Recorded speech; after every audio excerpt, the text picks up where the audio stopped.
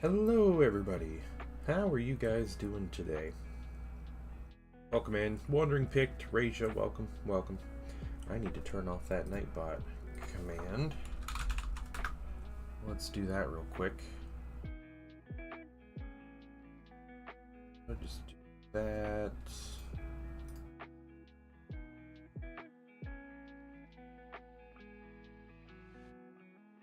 How you guys doing today?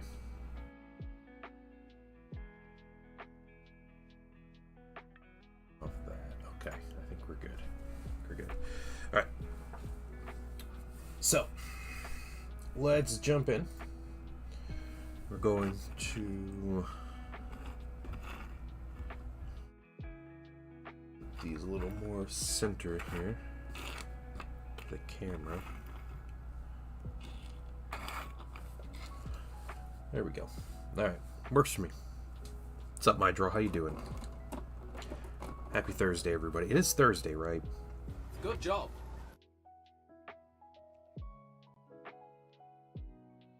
Hey, thanks for the compliment. Welcome in.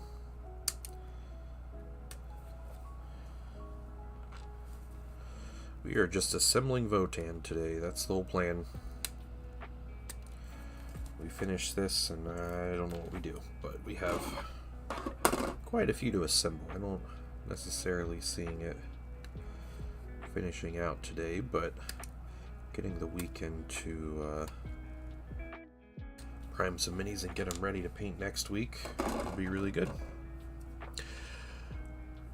Pluto, I have been really good. Yeah, I've been doing really well. How about yourself?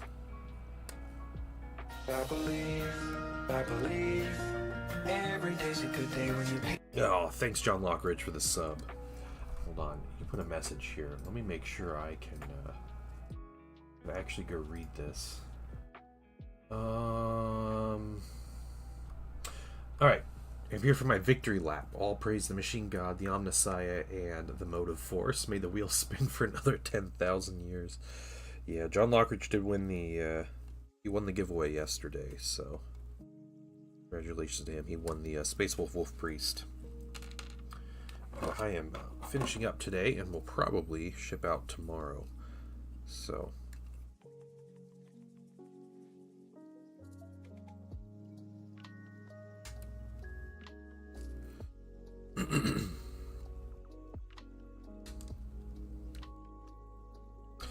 okay, we got pieces cut out. Let's trim them up. Thank you for the sub too. I really appreciate that. Guys, we're just assembling Votann for the day. We painted yesterday. We did the giveaway, the one-day painting giveaway. We're doing once a month, so you assemble my actual faction I'm working on. Yeah, I just move from one thing to the other, right?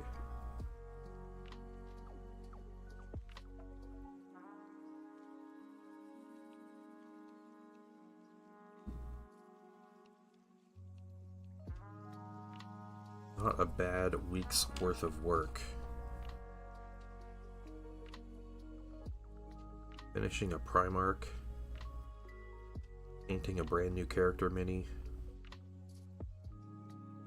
Assembling the next project. You guys will be familiar with how I paint these. I've painted a lot of these minis with this color scheme before, so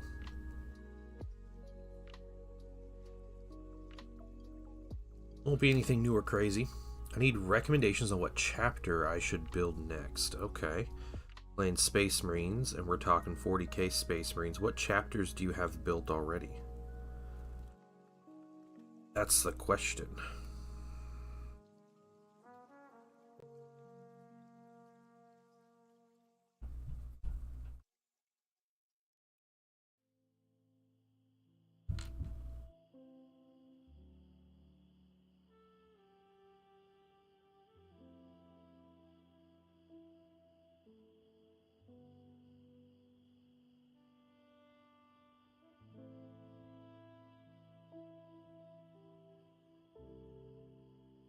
Space Wolves, Imperial Fists, and Grey Knights. Okay, you need something with some red. I'm gonna say Blood Ravens. That's what I would say. Blood Ravens or Salamanders. Ultramarines are also good.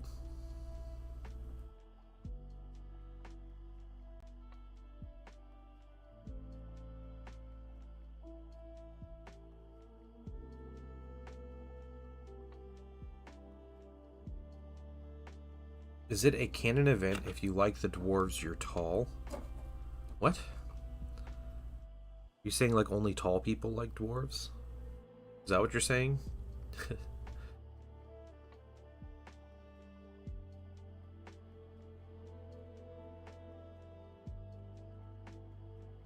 Also, welcome into the stream. Kinda. I don't know. I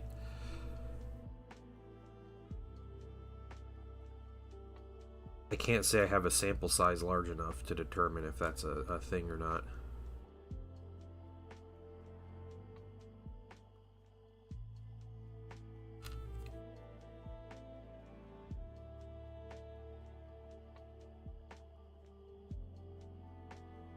Average height and any dwarf army is my favorite. I mean, I think like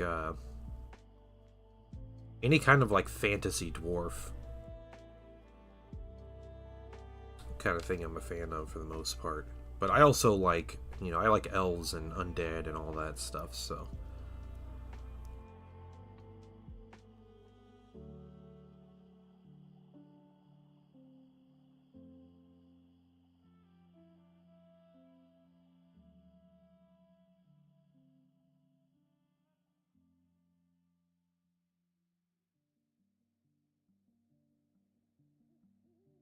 The card on Overlords? Oh, cool. Yeah. I'm not a huge fan of Age of Sigmar in general, so like none of the dwarf factions speak to me for Age of Sigmar, but that's cool. Yeah, and they got some new stuff coming, which is nice. Nice to see like just a normal new like unit of infantry, which is pretty cool. Yeah, finally back to doing Votann. Alright. So, how these guys work, let's see if I can, yep, just like that. Arm fits right in there. Let me get plastic glue here. Airship and all metal, yeah. My favorite chapter, it really depends. So I'm a big like fan of Horus Heresy, so you know, I have like a favorite legion, which is Thousand Sons, and I have a lot of Thousand Sons minis for Heresy. And for 40k, for like my Primaris army, I collect Ultramarines.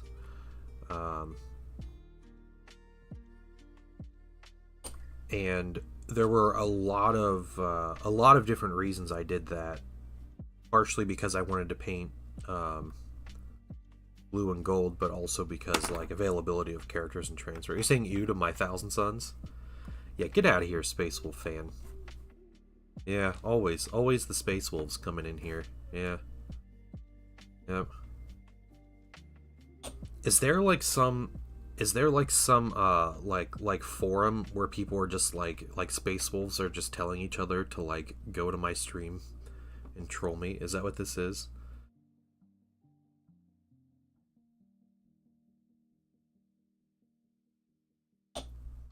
We spent all day, Pluto, all day, just talking about how much we hate Space Wolves while I painted a Space Wolf Wolf Priest.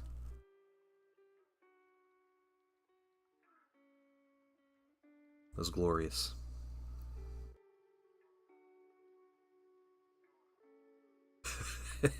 No, I like your streams. If only Space Wolf players could read, then they would have discussions about this stuff.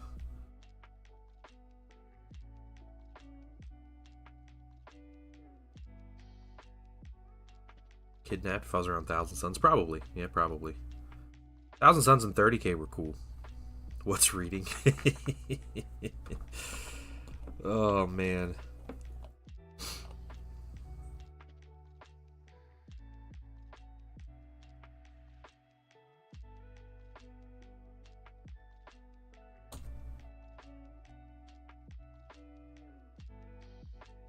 clarify that if you... Yeah, yeah.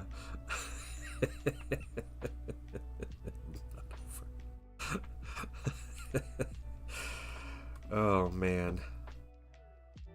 Yeah, I kind of agree, Silver. Yeah, 40k Thousand Suns are not nearly as cool as the 30k versions. Okay, Raja, alright. Don't throw the guard players under the bus like this. We like guard players. Even if they are furries, they're welcome, alright?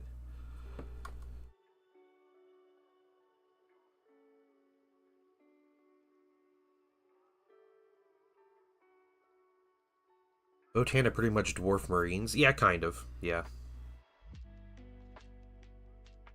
They do have amazing sculpts, except for the worst sculpt of the year, which is their new robots, whatever those are called. Just like the box art, as Jimmy Space intended. Yep. I like painting like the box art.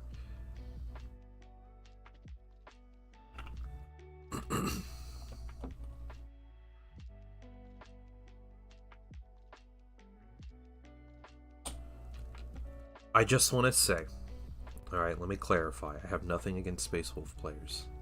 Alright. Yeah, I played against a Space Wolf player in a Heresy game, and he was literally that was the most fun game I've had. And even though the guy did howl every time he rolled dice in a somewhat quiet public space, and it was kind of uncomfortable, but yeah, Space Holes as a faction are the biggest, like, Mary Sue faction in 40k. You don't howl at the moon when you roll dice? Are you even a Space Wolf player? I don't know. I don't know what this is. It's a bit weird, don't you think? Yeah. What would change so much if Magnus was loyal? Yeah, if the Emperor didn't, like, you know, send the biggest dummy to go kill Magnus. You say, oh, well, Horus changed the orders. Nah, Lehman Russ was waiting to do it. Same with the Custodes that were present. They didn't argue at all when they heard the Emperor's orders. And Horus is like, nah, kill him. And Russ was like, yeah. And the Custodes, like Valdor, like Constantine Valdor, were like, yeah, that sounds good.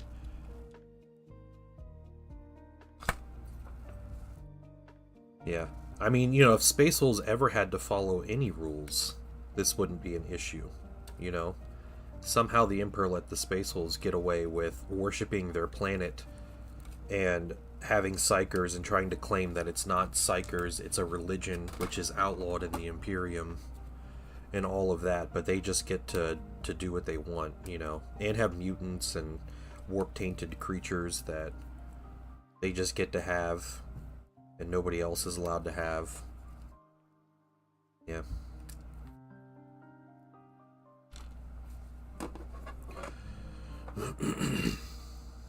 Let's look at the Magnus Wrong counter.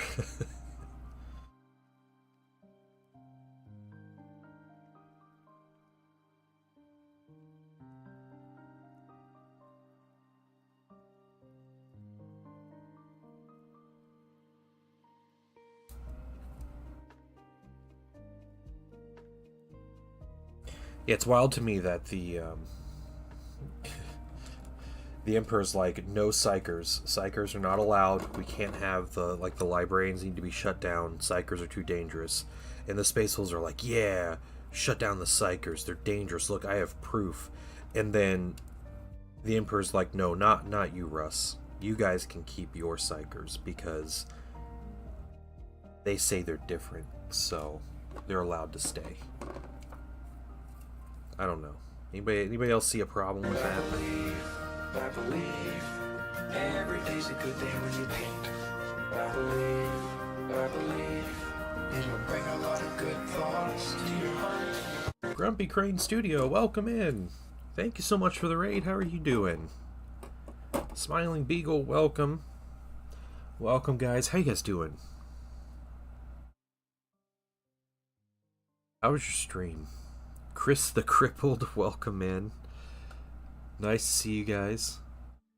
Yep, Space Wolf's taking lore L's, that's right. Yep. Yep. My stream yet again attracts all the Space Wolf fans, so... in the middle of a discussion here. I'm doing great. How was stream? What were you working on? Also, hey, Spell Paint Pot. We're just assembling Votann today. That's the plan. Lots of mini assembly.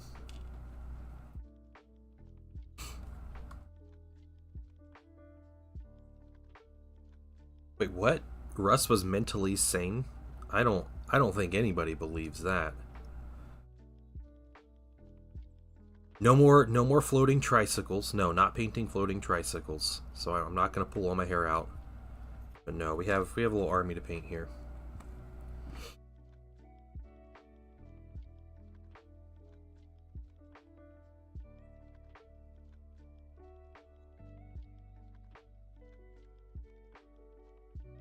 The guy raised by literal wolves is mentally stable. Yeah.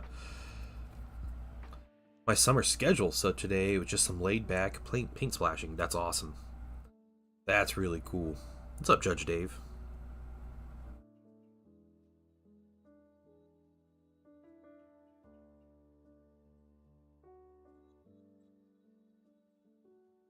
How is he more sane dealing with the warp? Like, he still allowed psychers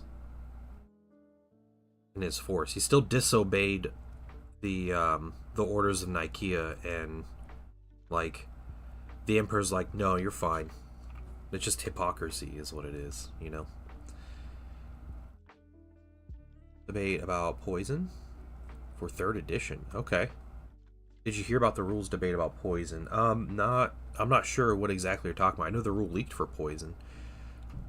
My kiddo some lunch? Yeah, no problem, Grumpy Crane. Thank you so much for the raid. And you have a wonderful day.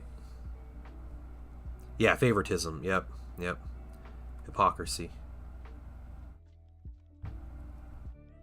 And even the Space Wolves try to justify it, like, oh, the Thousand Suns, it's uncontrolled, and, you know, there's dangers with what they're doing. What we do is controlled, and it's not dangerous. But then, like, there's literally, like, stories of Space Wolf Rune Priests, like, drawing too much power and, you know, almost dying because of psychic backlash.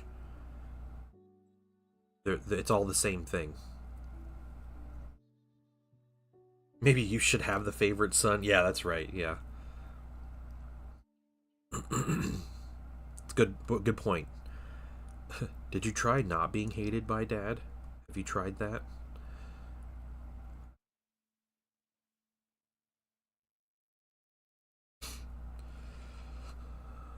I don't. So here's the thing about 3rd edition, Judge Dave, and I'm sure there's some like valid arguments either way, but I'm not going to get into any rules debates when the rulebook is not even out yet. You know, like we're kind of laughing in like a local group about next week when they're going to start previewing faction rules, and everybody's going to go ballistic every day because something about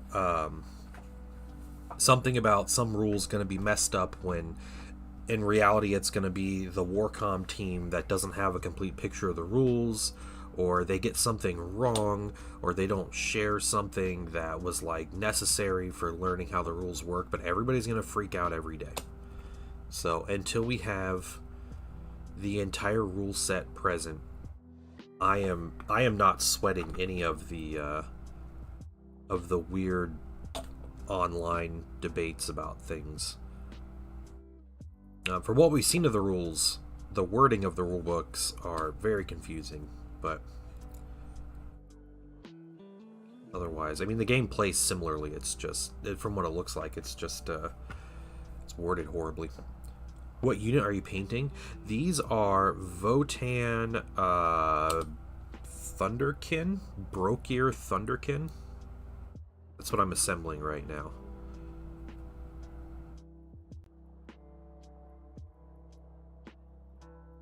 Yeah, we have a little group that was doing some 5th and 4th edition 40k. It kind of paused for a bit with new Heresy stuff, because there's a lot of Heresy players that were that were jumping into it, but that's cool. 5th was good. It's weird going back and playing it.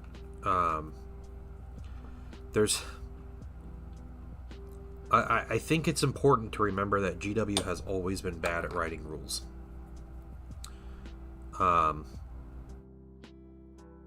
And there were better things in different editions. There were worse things in every edition.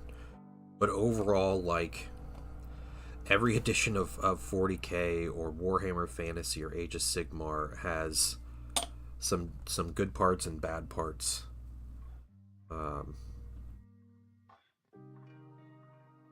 Yeah, you just have to pick your poison, I guess.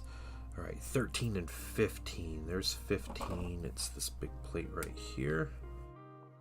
There's 13. There's 13. This other plate.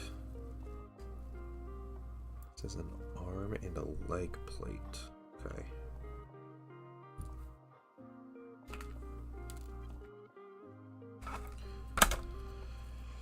Your 8th Warhammer Fantasy thing signed? Yeah. I like Space Wolves personally because they know how to do this ancient lost thing called partying and having fun. Okay. That's fine.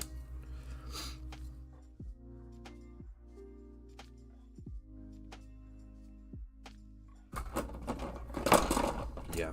See, I don't like Space Wolves. Like, I think Space Wolves have a good potential to be really cool and interesting, but there was kind of a problem with, like, you know, way back when they were very much like Vikings in space, right? Which is really neat, and they had some like wolf motifs and like animal things, and you know, because it's, you know, it's like pagan Vikings and stuff. All right. Also, Cascaboom, welcome in.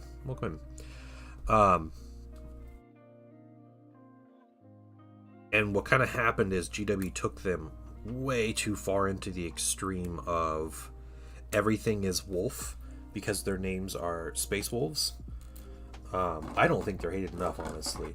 But another thing GW does with Space Wolves is they never let Space Wolves lose. Like, Space Wolves literally cannot lose in Games Workshop lore. And it's really frustrating when, you know, there's like, yeah, Thousand Suns lose a bunch, and that's fine. Like, I think they're interesting, and I think there's like cool things that happen when they lose, and it becomes like a cool tragedy, and you know, it makes them more interesting. But Space Wolves are always like, no matter what, Space Wolves can't lose.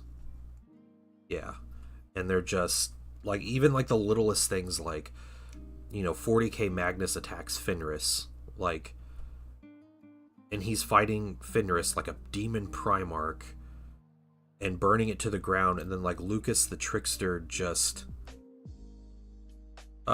somehow fools Magnus and then like makes him lose the whole battle, which is like the weirdest like way of like adding in this weird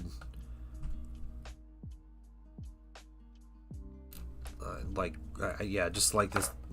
It's just like, what? How? Oh no! Like, it looks like Thousand Suns are going to win. How can we make sure this doesn't happen? Quick! Oh yeah, Lucas the Trickster is going to trick somebody. That'd be funny. And they just do it, and like Space Wolves win. That's that. What do they do for you to have a personal vendetta? Yeah, just all the wolf.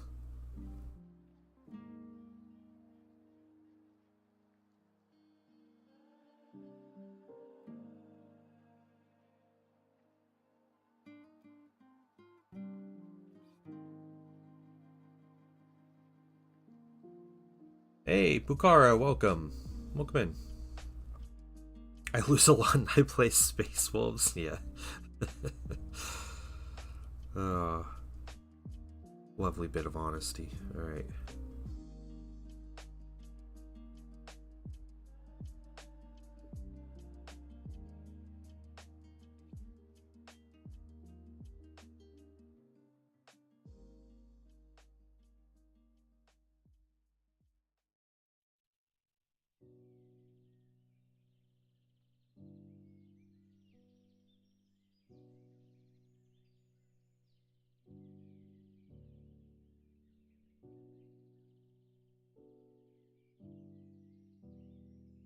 It's chaos and spread war thunder propaganda. Oh no. Please don't post any classified blueprints online. We're gonna try to avoid that today. Piece goes right there. Yep. One tiny little connection. We'll see if there's more.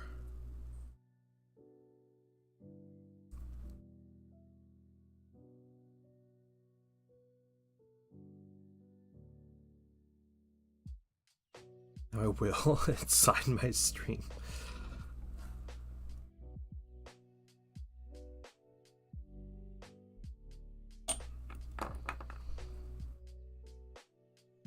Just finished Bjorn. Oh, nice. Okay.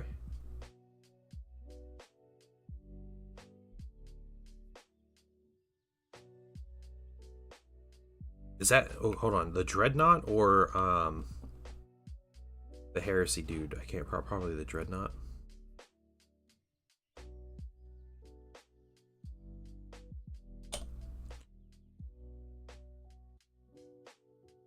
Nice.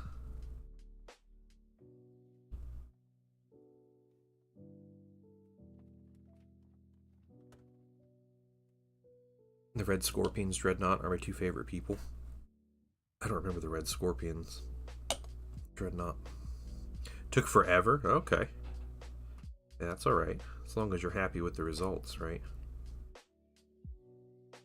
Like I was saying earlier, I literally painted a Space Wolf Wolf Priest yesterday. The new one. So...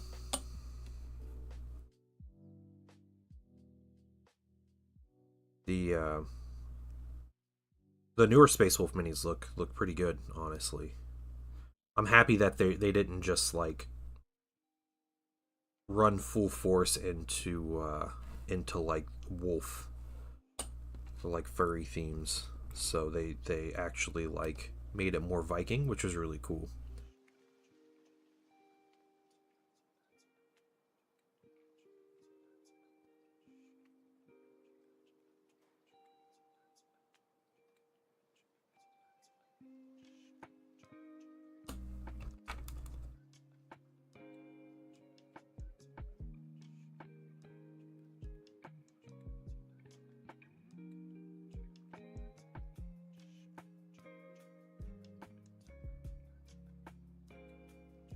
Leaving the Emperor? Yeah. Yep.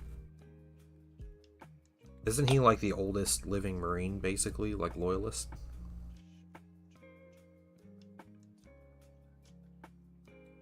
He might be.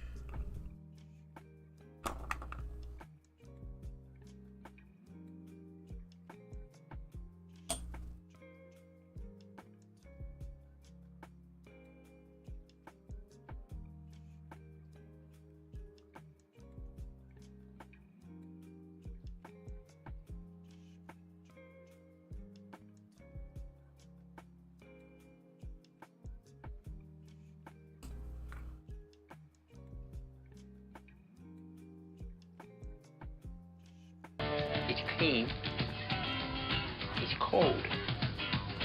And that's what I call high quality H2O. Drink and stretch, absolutely. You can drink of water here.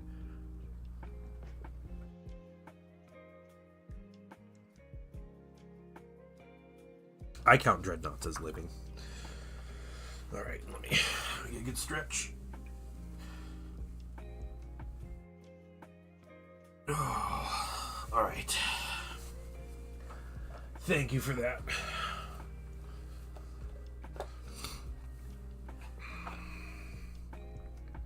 So the dreadnoughts, some are registered and actually have Marines in them. Oh, yeah. Of course, Iron Hands. Scumbags.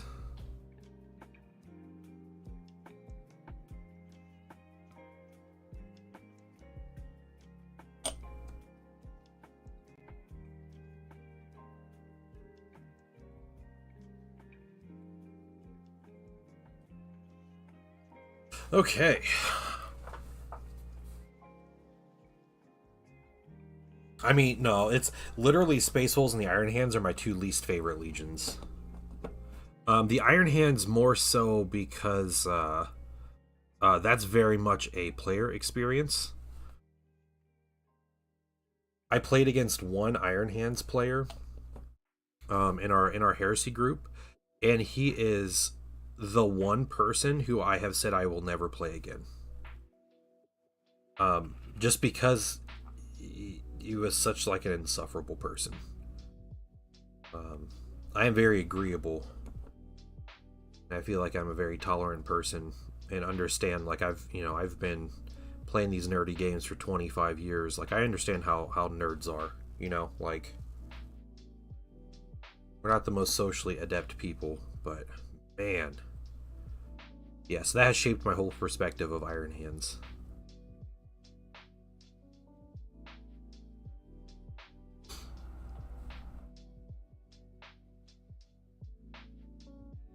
Big Admech fan? Yeah. The nails biting, yeah.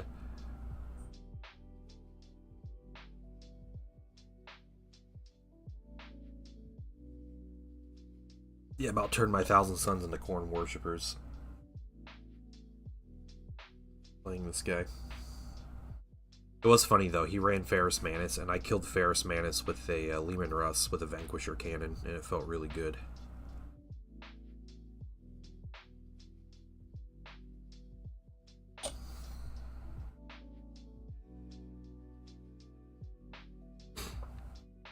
Their aesthetics are cool, yeah.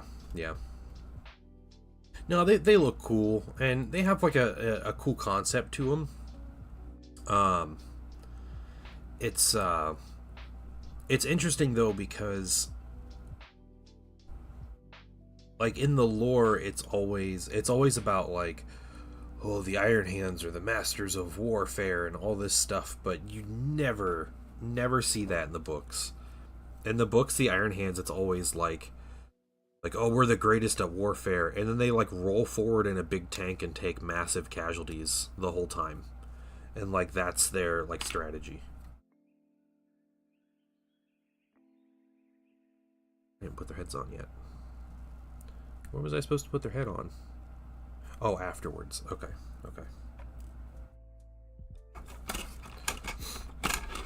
They do get shafted by their lore, yeah. Same with Thousand Sons, though. So, I get it. At least Thousand Sons have, like, a cool showing when they're meant to have a cool showing, but otherwise it's just, like, Thousand Sons end up being a beat stick for everybody else. So, especially Magnus. Magnus definitely does.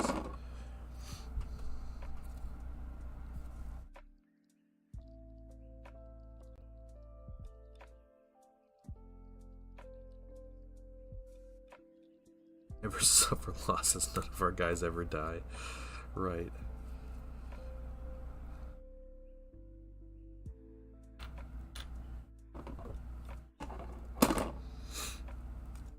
Not help their coolness factor. Yeah. See, well, that's also the thing, which, so, solidarity with the Iron Hands players, because, in the lore it talks about how, which they do this with, like, every Primarch, but it talks about how, like, Ferrus Manus was, like, one of the dudes that could like, lead a war to defeat Horus, so...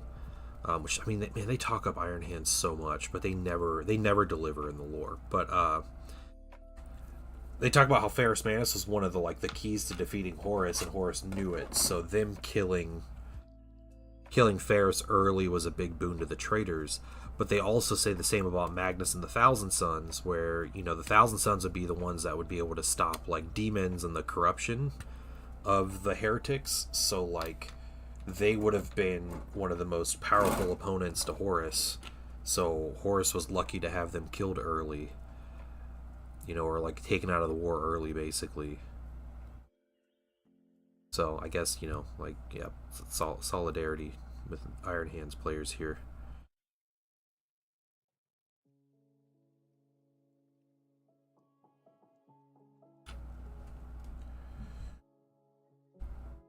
New Year's Captain is fan 3 that Tarvitz warned. I don't remember who that was.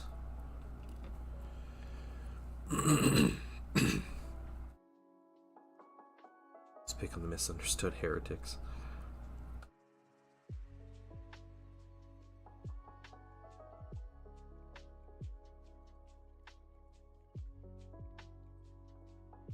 Yeah, this Fan 3 stuff is really interesting. Just because, you get the, yeah, the loyalist, like, Traitor Legion guys are always really cool.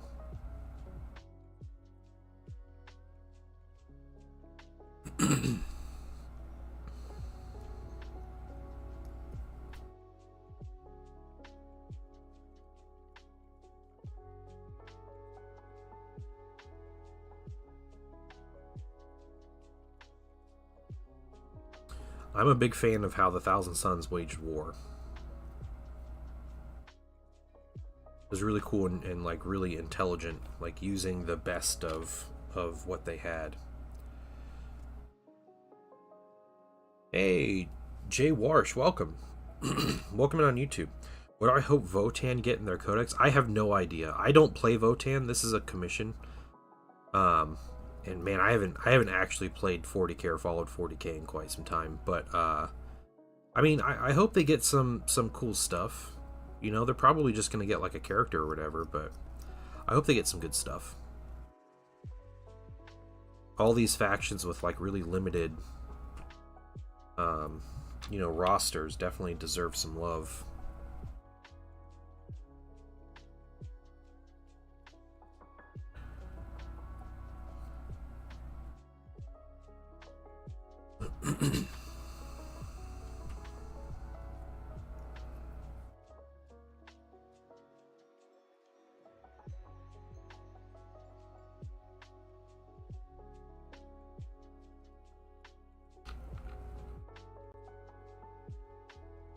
Played around GPT talking 40k? No, I haven't. We do have a bot in the Discord. We call it Mr. Painty, and Mr. Painty will answer questions. It's an AI. They ask him Warhammer-related questions and see what he says.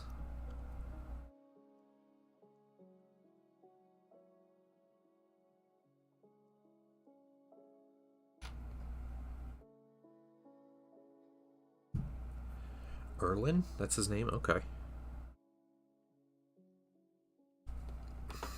Alright. So. Let's put these guns together. And we'll put them in the minis, because these are the Graviton blasters.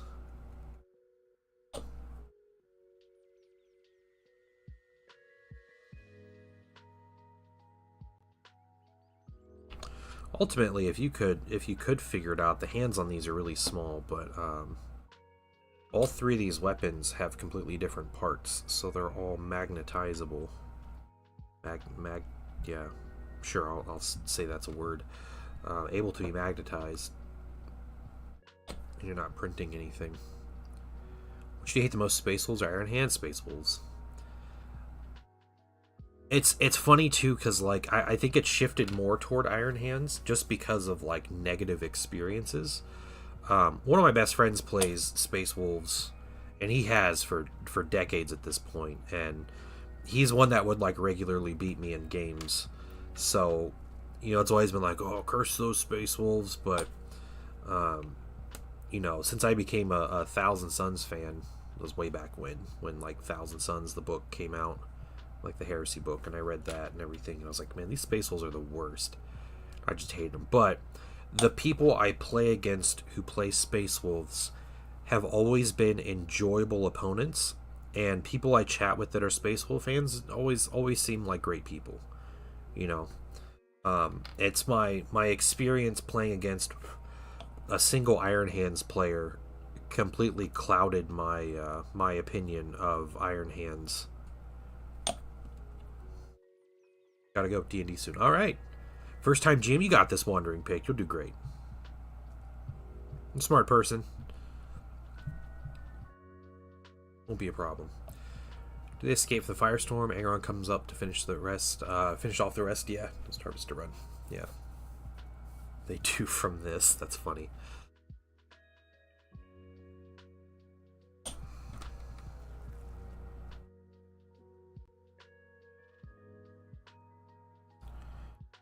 How is that? Why is that not lined up? The other hand was lined up. There we go.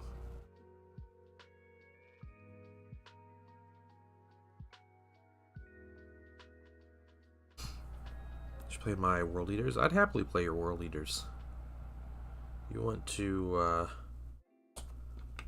fly across to Ohio, USA. Get a game with you.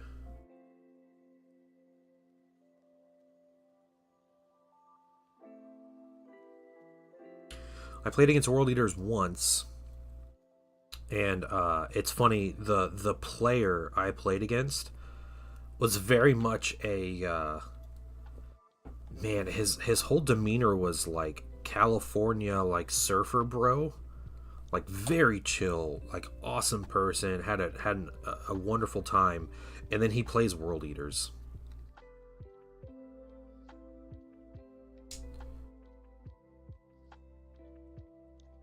Like 2.0? Yeah, I am. I just played against Zendril last weekend. But yeah, I'll be playing a couple more, at least a couple more games of 2.0 before 3.0 comes out. Dinner before work again. Before work again? Oh no. That stings, Theo Raptor. Well, hopefully you have a wonderful evening and work's not too difficult. What you making for dinner? Take his skull.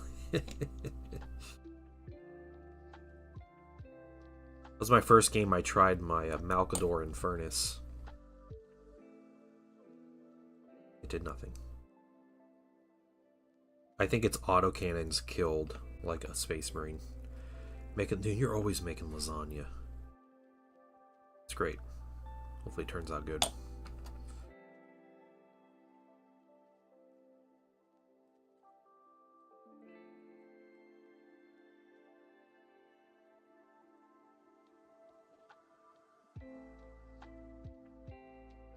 Alright. Cool. Mini's about done. We just need to put their heads on. So let's find some heads. We'll make one robot guy. But what else? We want some helmeted heads. A lot of these aren't helmeted heads. They're weird heads, and you put like visors on them, like goggles. Best fingers crossed. Yeah. Okay. All right. Well, good luck. Okay. We're gonna do 2 robots. One robot there. One robot there. We'll start throwing goggles places.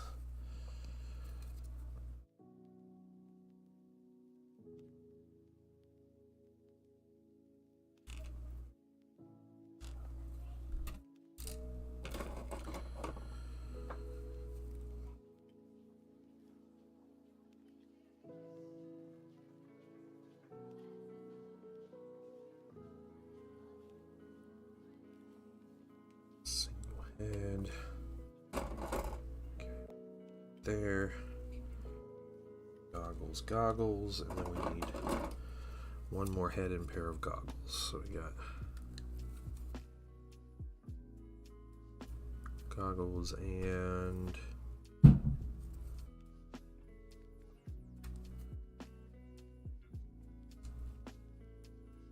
right.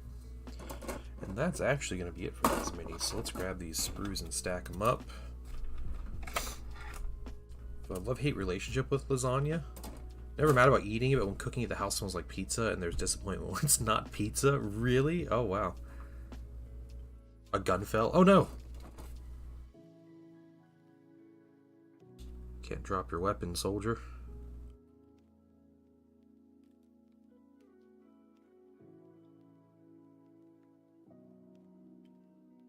These minis have... This particular squad has so many small connection points.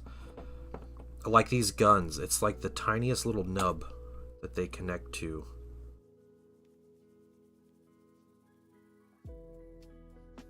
And the shoulder pads. And the...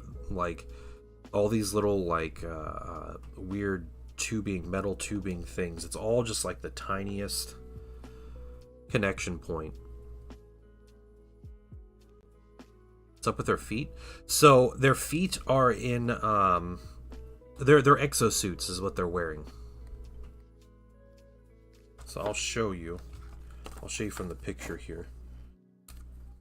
Their feet are actually right here, but the exosuit comes down and there's like robotic feet. So their feet are in little like platforms. 3D printer. And you saw Saturnine Termies on Colts. Yeah, people have been putting them out. Doors on stilts. They are, yep.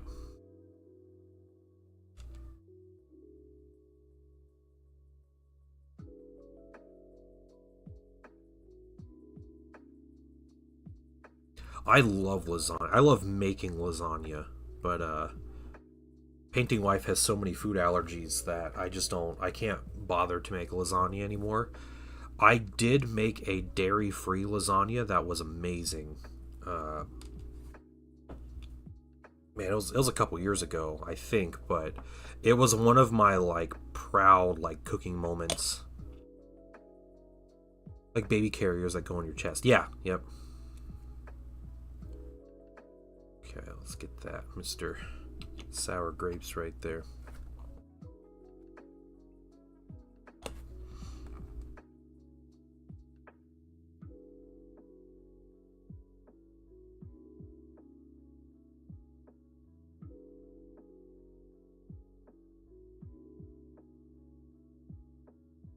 Ugh, the Grey Knight. The Grey Knight baby carriers are so bad. The Dread Knights. Those minis have always been a meme, and for good reason. Aren't you supposed to fit in there?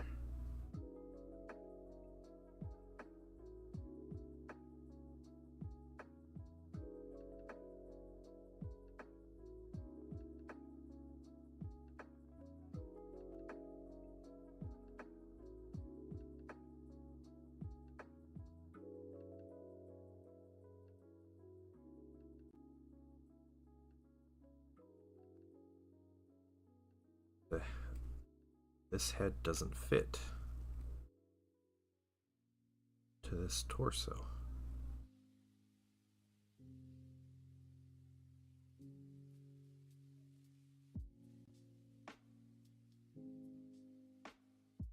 Why would you make a set of heads that don't fit into the torso? I'm turned a little bit. I think that works best. I think I don't like. Yeah, Grey Knights are cool. Their minis are a little dated as well, which is unfortunate. But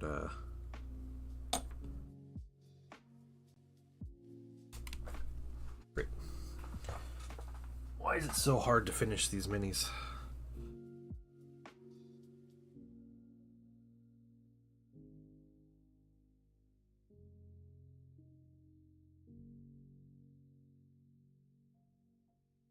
Scale correct though with the Saturnine Termies? Yeah, they very well could.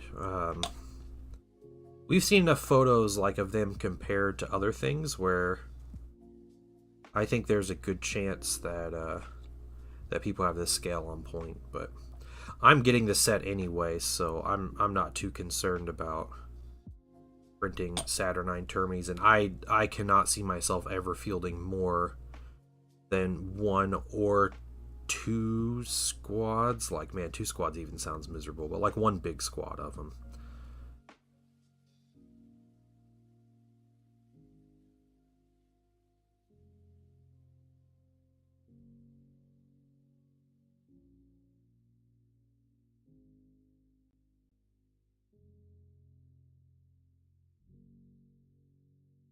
Sure, if I want to get the box set. I'm definitely getting the box set. I want the Mark II Marines. I want the Centurions. I want the turrets. I want the Dread. I basically don't want the Saturnine stuff, but I'm fine to get, you know, the rulebook and everything else, and I'm fine to paint Saturnine stuff. It might grow on me. I am not painting the bases on these, Plutov. The bases are going to be painted by the client. They specifically request to do the bases themselves.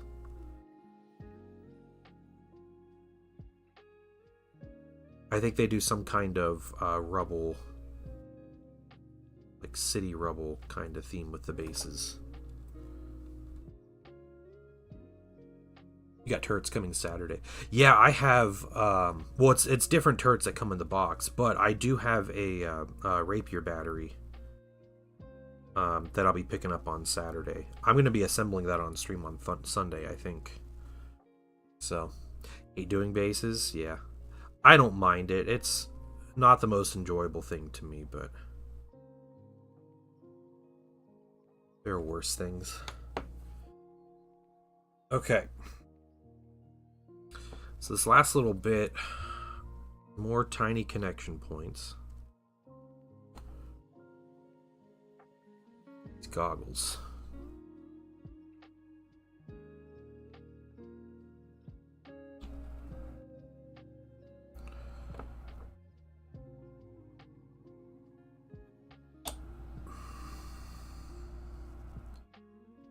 Of the batteries, you like them better? The oh yeah, I have STLs. I never bothered to print them.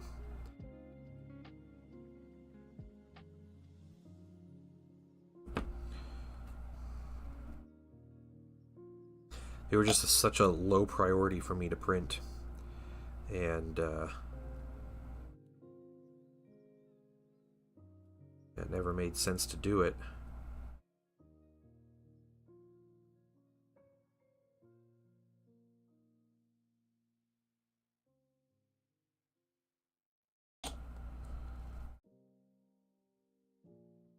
I have not built any Thalax, no.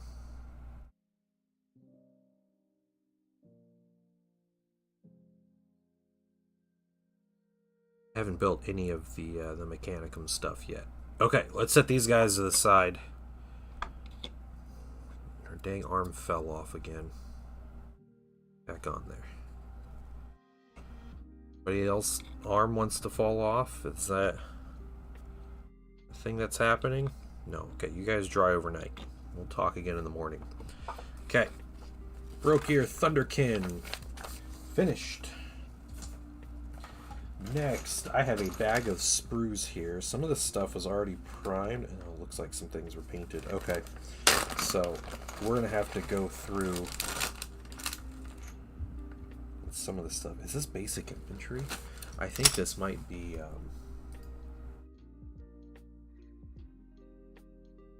just a squad of Hearthkin Warriors. I have not painted Hearthkin Warriors before, so... let's have some fun with these. I don't know how many sprues go with this set. 1, 5, 1, 2, 3. 1, 2. Yeah, okay. 3 sprues for you guys. And just to make sure, we have these are 2 Grimnir. Yep, and they have their robot. So we have Grimnir that we're going to put together.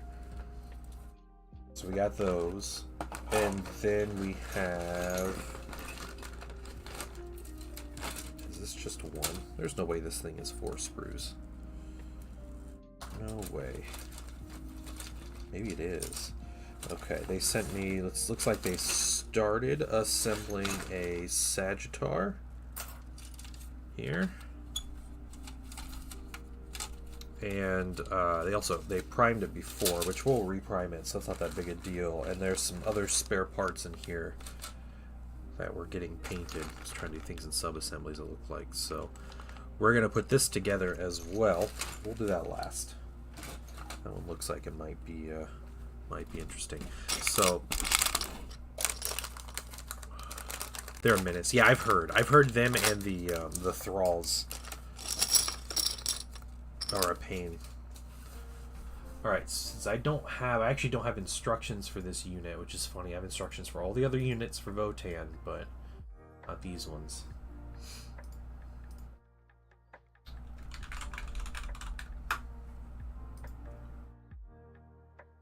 They called Hearthkin Warriors.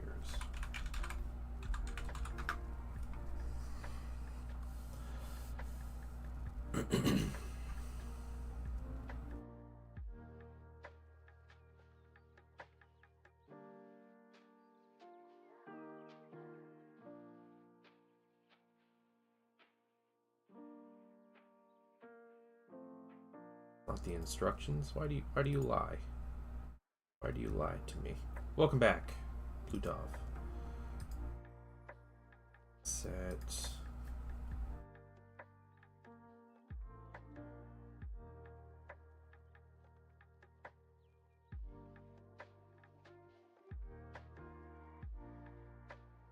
Okay, here we go. All right. Let's see. So he wants a Thane with a plasma pistol, an ion blaster, and a weave field crest. I'm not sure what these weapons are.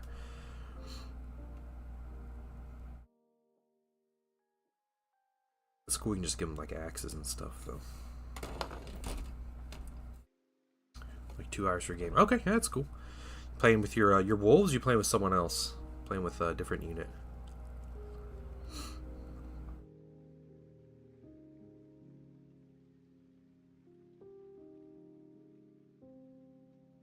And he's choosing the ion blaster. Now, if I'm not mistaken, it would be this weapon would be the ion blaster. Is that right? This weapon, not that. Like this one is the ion blaster. The giveaway was won by John Lockridge. That looks like a plasma pistol.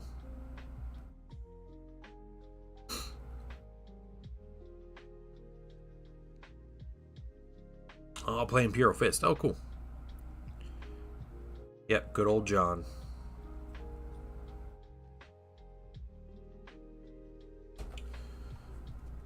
A rotary cannon, a Magna rail rifle, a medipack. Okay.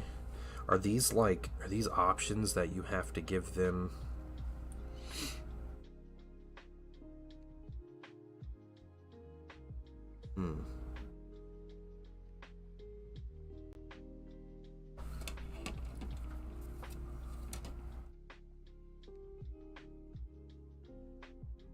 Just trying to figure out what's on these sprues before I jump into it.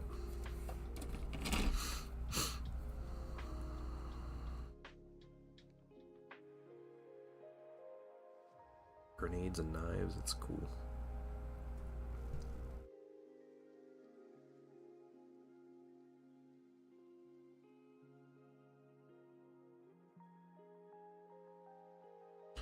Lots of open heads, but lots of helmets. Might do more helmets. Bits of plastic. Yeah, it's all just bits of plastic, isn't it? Right, these up where they're visible here.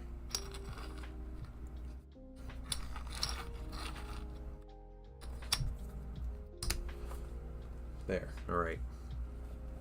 Let's go here. You want to make a Thane.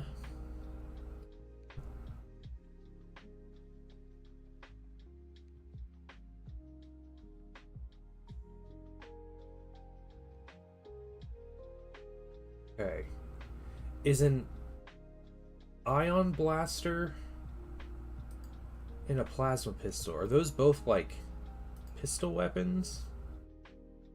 No, the ion blaster is like the he has like a he can get a rifle or a pistol. Can he holster the pistol? That's a good question. Is there a pistol in a holster? Stay on target. Yeah, I'm out of frame. There's nothing to be in frame, it's just the bases.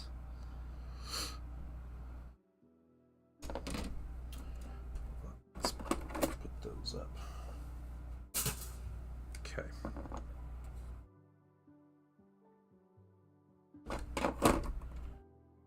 Looking for a holstered pistol.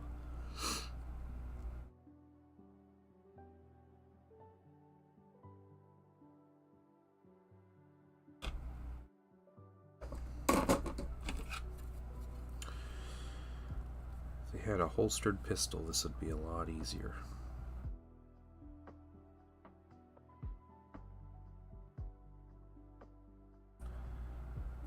It's not looking like it. Okay, I think what I'll do, instead of the ion blaster, I think I'll do the plasma pistol. To separate him out in a close combat weapon, which Sounds like we want to do a cool axe or something. I think an axe would be appropriate. So like that axe. And then he has the crest. So there's different crests here.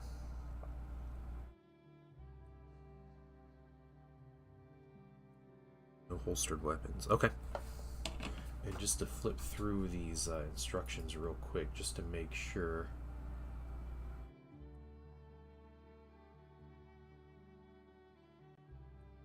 There's no, like, accessory is, but yeah, there's nothing. Okay. I can't do it opposite hand. Yeah, alright. So, in that case, let's start assembling. So C1, there's C1. We're gonna get all the pieces out for each mini. He's gonna be down there. Sorry, guys. It's gotta be out of view for a second. C1, C2, C3. Okay, there's C3. There's C2. Yeah, we'll do all of our clipping, then we'll do our trimming and gluing as we go. And then C9.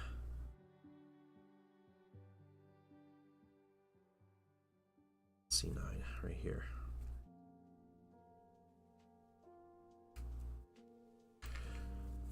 Okay. And we're giving him the plasma pistol. But just to double check, it's the plasma pistol. And a Karn plasma pistol. Right, and a close combat weapon. Now there's one over here that I really liked. But you know what? I'm going to give him the power axe. Gives us something fun to paint, and whoever wants to run it as a power axe. Okay, we got that. There's a head, that's fine. We need the crest, so 104, and then one of these other ones. So, piece 104. And we'll do the boar. The boar is cool. So 107. Okay, and I think that's it. Yeah, because that's the next option for dudes. So, alright, let's get the next guy. See 85 and 86. That's a logical jump. Okay.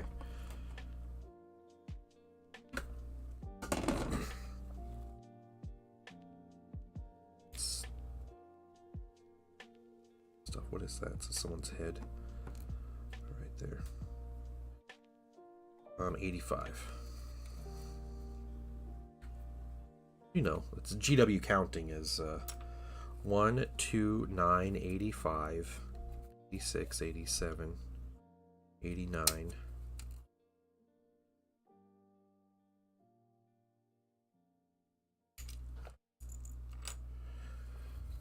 Okay. 7, alright. Now what is that thing? That must be a pan-spectral scanner, I'm going to guess. So we're going to do that. That's C95.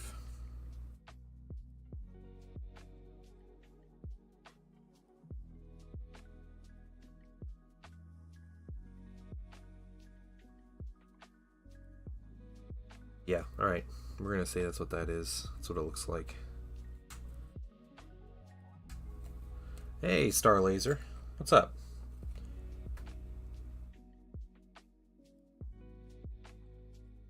What, 96? Yeah, because he's looking at stuff on his arm.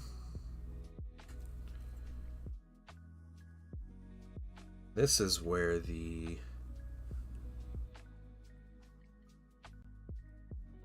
bolt gun. So 97. Oh no. Where's 97? 798. Why aren't you on here? 99. Okay, there's...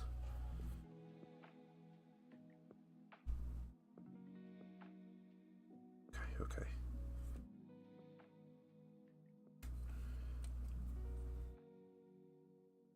and 97. Okay. Is that it for that guy? It is. So now the next one, let's see. This guy has a weird like radio backpack. Would that be a comms array? I bet that is a comms array. So let's do the comms array. We're looking at 74.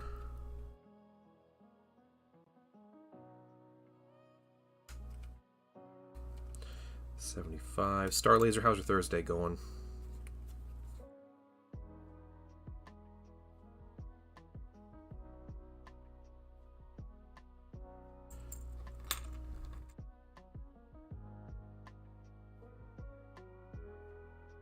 $83. Where's that big backpack? It's this one. I've never assembled or painted these Hernken Warriors, so this is new to me.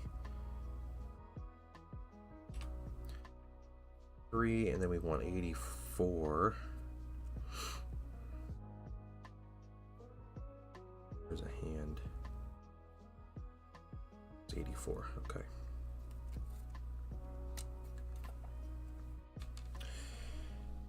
Let's C100 or C101.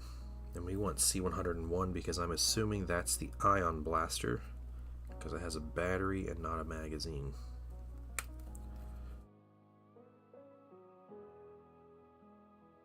That's it for them. Okay, next one. 57, 58. This sprue is done. So that's good.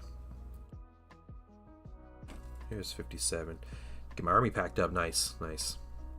Hey, you should share some pictures of your armies, though, Plutov, in Discord, or if you have it on Instagram, link them sometime. I'd love to see some of your armies. 859. Slow, but well enough. Yeah, I get it. Fine. Okay, and these guys, these are just like plain Jane dudes. Oh, because you can give them melee and pistol. That's interesting. I didn't realize you could do Hernken Warriors with just melee weapons and pistols. But this guy is, we're doing the green one. So hold on, we got. Does he get big backpacks? What's the difference between the unit with the big backpacks and melee weapons?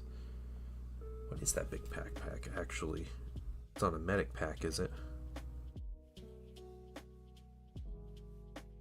Doesn't look like it. Okay, we'll just do normal backpack. 9. And then we want 61 and 64.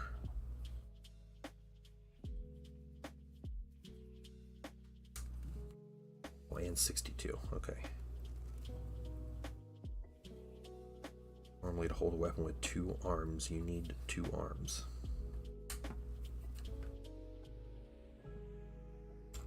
Okay. Piece of that guy. Next guy, because we can't go back to this one, we have to go back to this one, and we do 10, 11, 12, and 9 again. Okay.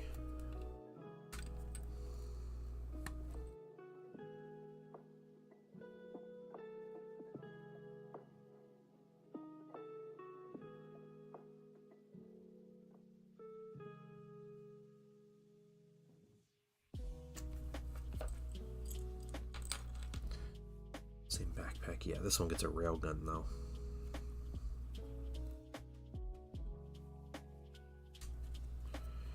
Anyone who wants an orc army? I don't know. You'd have to ask around. Find some buy-sell trade groups or something. C17, C13.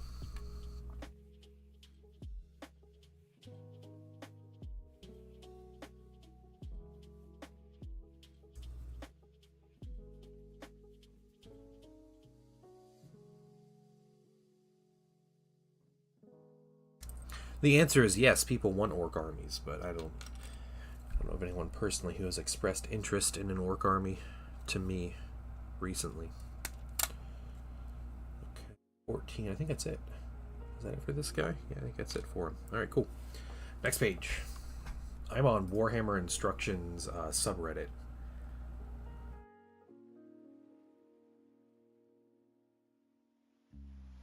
What is that gun? Would that happen to be... That's not a rotary cannon. Who has the rotary cannon? Looks like a missile launcher. What does the rotary cannon look like?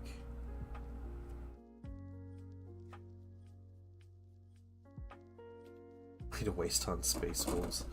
Waste is truly the word.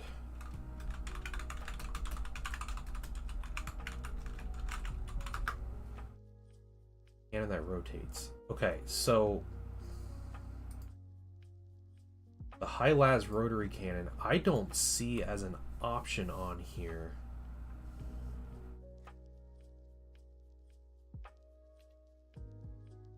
Was that from a Kill Team box or something?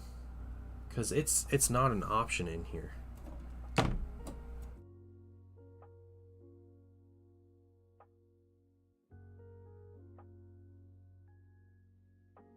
Man, you guys are so helpful.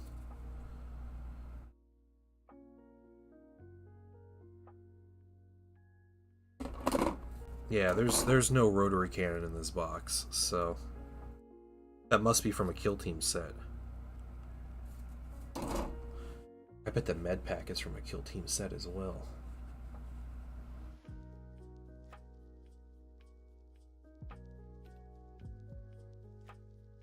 Second, guys.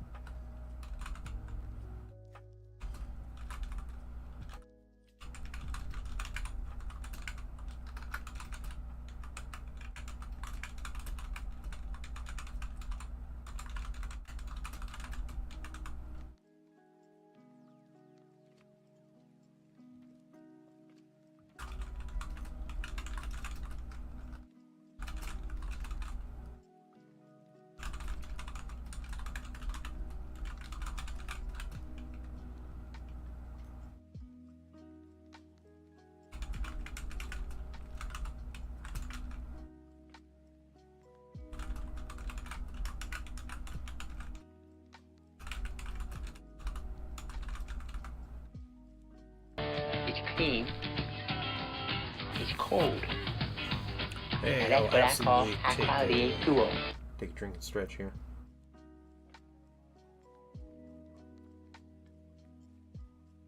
Yeah, the Kill Team box had it. Yeah, it's not on these in this set. All right, let me stretch. Okay. Good. Thank you for that.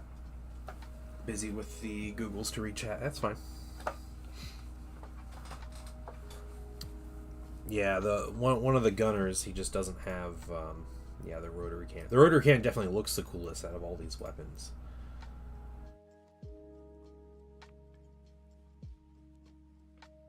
Hit the rail gunner.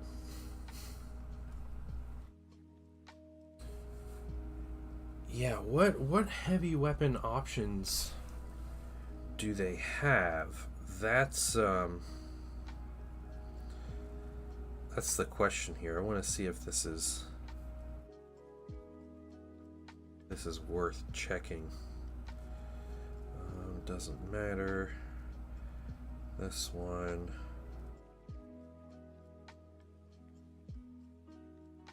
They have a plasma beamer, which I think I have. High-las auto rifle. There's a missile launcher. Okay, so it looks like this set has the high-las auto rifle, the missile launcher, the L7 missile launcher, the Magna Rail rifle, and the plasma beamer. That's what we got. These are warriors. I'm Hernkin something. Hearthkin warriors. But they have oh my gosh, yeah, they do have he did give him pistol. Wait, no. Hold on. What is going on? They have ion blasters, a bolt pistol, and a close combat weapon, according to the entry that he gave me. Do you have to choose between those when you make a list?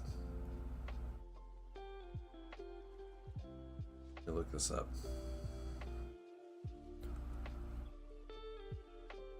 Matter.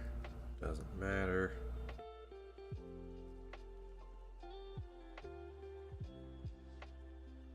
Battle line.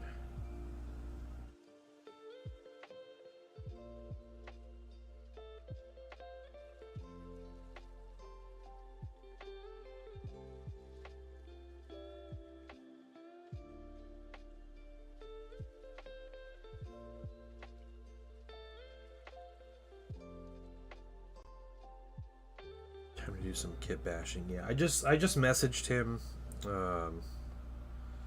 So the Warriors. Oh, okay. So they come with the.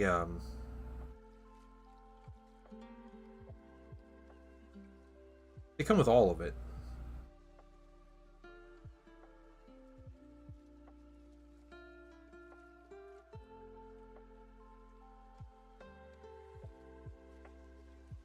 Okay, so you can mix and match them. That's the thing.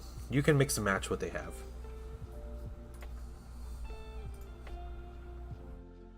But this one guy, this next guy we're assembling, since he has the option for a heavy weapon, we're going to skip his weapon for now.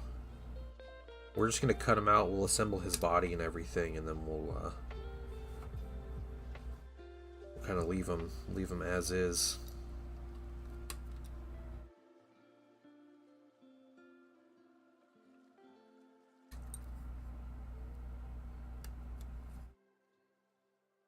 It's the most frustrating part about the kill team kits and what they do with them.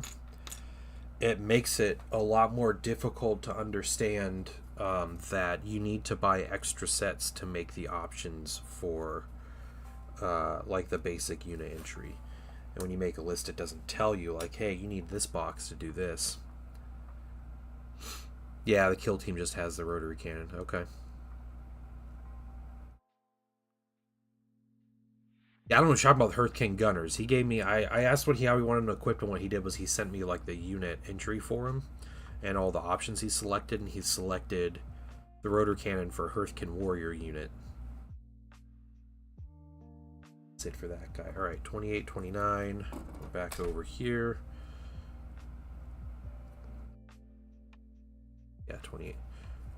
Yeah, it looks like a minigun. Yeah. Yeah, it doesn't exist in this box.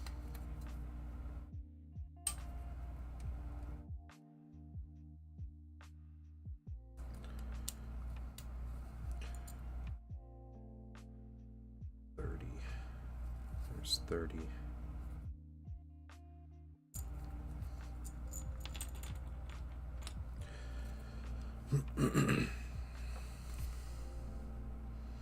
And this is another guy we're not going to give him a weapon because there's the plasma gun as a weapon option, but we'll give him his backpack. Yeah, I'm not a fan. I'm not a fan of the aesthetic of Leagues of Votann. Oh, cool. And this next guy we can't give a weapon to either because they separated out all the heavy weapons to all the different minis. You...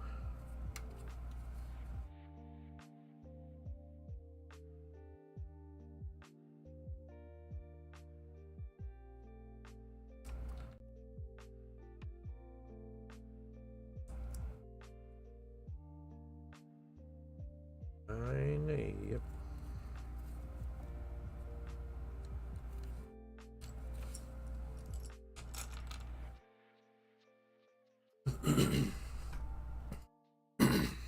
Okay, 48, 49.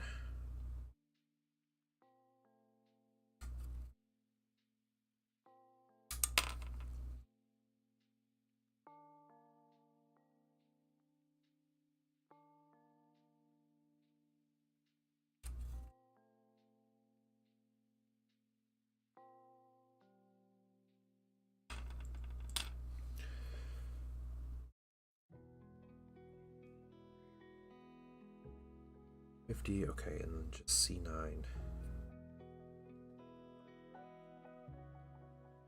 And you just get a normal weapon. 3.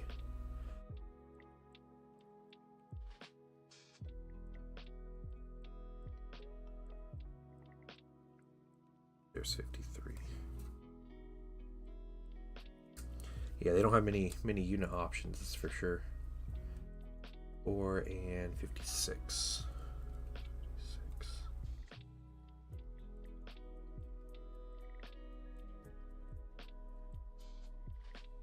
54.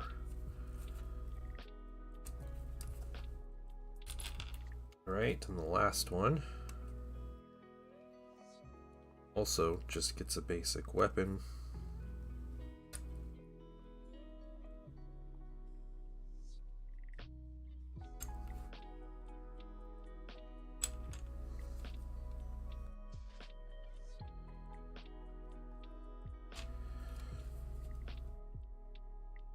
$70, $71, $73. Oh, right there.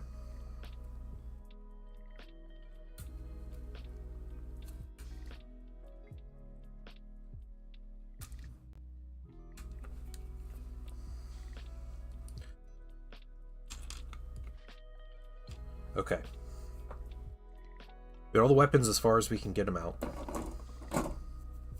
It's fine. Rules drop. Which rules drop? Are there leaks? Tell me. Or are you just reading the article?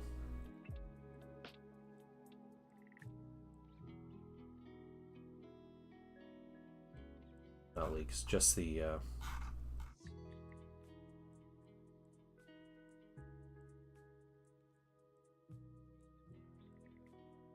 Yeah, the article doesn't have a lot of new stuff. It did tell us that Assault Marines and Terminators have the Vanguard rule, which is really cool. I like the kind of give and take with that rule. Or like Assault Marines aren't necessarily good at sitting on an objective, so you want Tactical Marines for that, but you want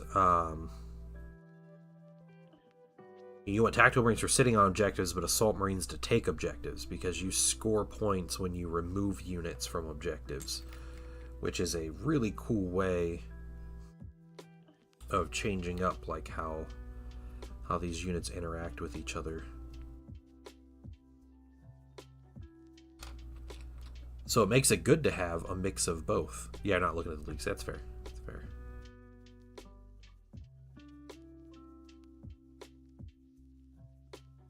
I'm playing some Heresy games on Sunday. It's all 2.0. Me and Zen are teaming up, guys. We're doing a doubles event.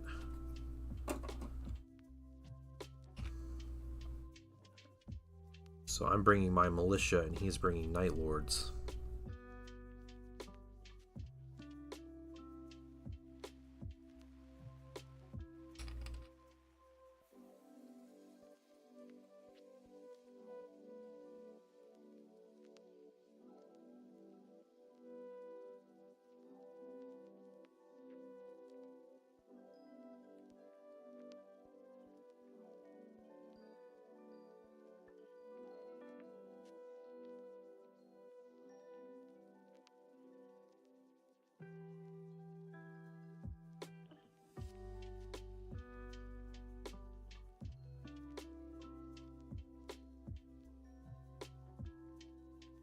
Yeah, 1,500 points each. Yep.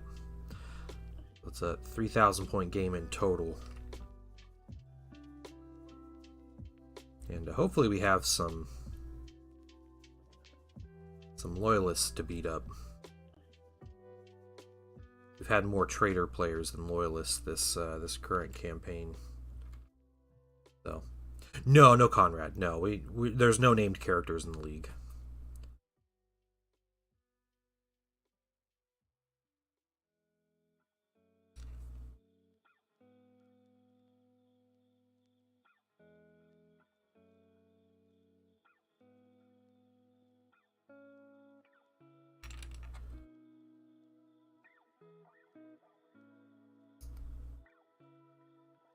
Basic torso pieces here.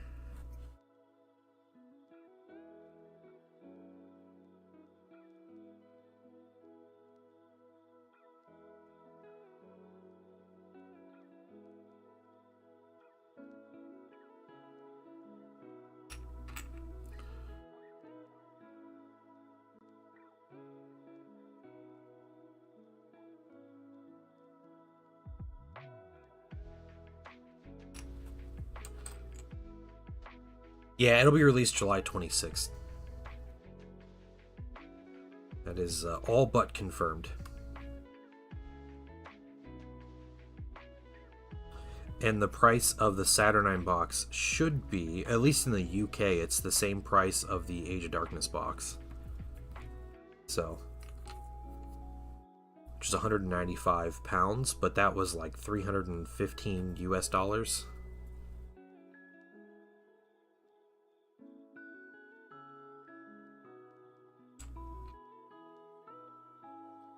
Yeah. So if they're doing a 3-week pre-order window, then this Sunday's preview will be Heresy. If it's a 2-week, then it'll be next Sunday. Will be the big preview for Horus Heresy.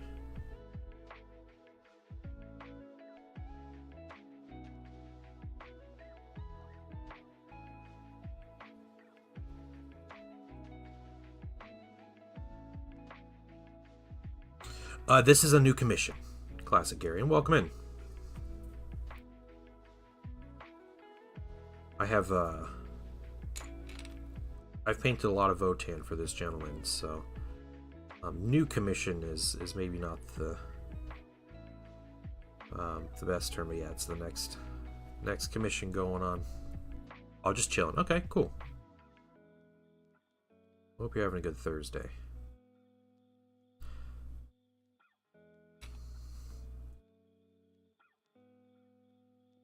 Focus rules. Yeah, they said next week they're going to go through the rules for each faction. So you'll get Mechanicum rules preview next week from GW. I also imagine, Cultured, if you decide to want to start looking at leaks, I think over the course of the next week, probably starting this weekend, I bet we'll start to get leaks for specific, like the rest of the rules leaked, which includes like the different Libers and stuff. I had heard that content creators have their stuff and that some creators have already filmed battle reports. So that means that they have access to the rules, and not everyone is always as tight-lipped as they should be when it comes to GW NDAs. So there's always someone that leaks it.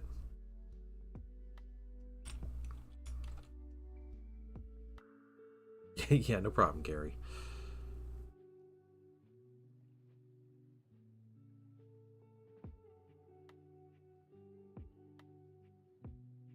Yeah, the Legion rules are the things that, at this point, I'm looking for the most, because that determines, Right. I'm right there with you, Cultured American. I did, when the rulebook first started leaking about like 2 weeks ago, I got on the 4chan like page or whatever, I don't know what it's called, to follow her. It was miserable. I kind of had that page open. I'd refresh it like once a day over the course of like a week, and after a while I was like, I just can't, like, there's nothing on here, so I'm just turning this off. Greenleaf Terrain Studio, welcome. How are you doing? Hey, I have a question for you, Greenleaf Terrain Studio. Are you the guy that paints stuff for Steve, like mounted miniatures and stuff? Is that you, like in mini wargaming? Is that you? Nice. Hey, you painted the Cathay stuff, right? Am I not mistaken? I was watching their first battle report. They did like that live battle. They were playing Cathay, and looked great. Was that you, or you did something, right? Didn't you paint the you painted the airships, the lanterns?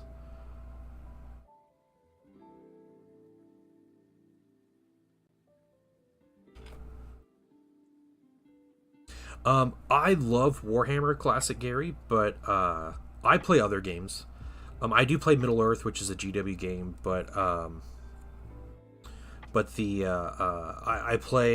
haven't played in a while, but like Star Wars Armada was like my main game. I still think that is my favorite rule set of any tabletop game I've ever played. Star Wars Armada. I used to play that a lot. I was really competitive with it and everything. But I played Star Wars Legion. I still have a couple armies of Star Wars Legion. Um, yeah, I played a little bit of X-Wing, but yeah, I've played some different games through the years. Shatterpoint minis, yeah, yeah. Shatterpoint looks cool. The rules don't interest me at all,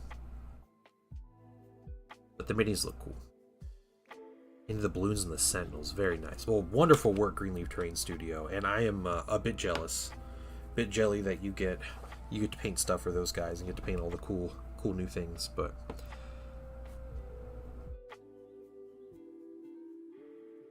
that is super cool.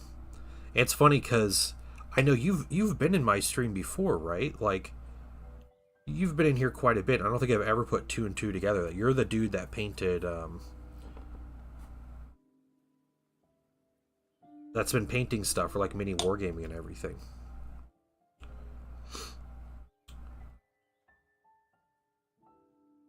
Six p.m. to 5 a.m. in one night. Holy cow! I thought I was a fast painter. That's wild, wild.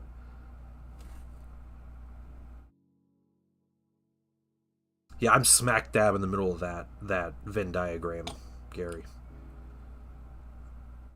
Wow. That guys, those lanterns too. I don't know if you've seen comparison pictures, but those lanterns are like twice the height of a knight, of like a 40k knight. They're massive. Yeah, so they're practically putting like wet minis on the board when they're streaming. That's awesome though. That's so cool. These Tomb Kings, you're working on infantry for Auxilia. So the Heresy Mountain is going to have an auxilia army. Is that what you're saying? What color scheme? Can you give us deets? Also, do you happen to be painting any other Heresy minis that, winky face if you don't want to say, but...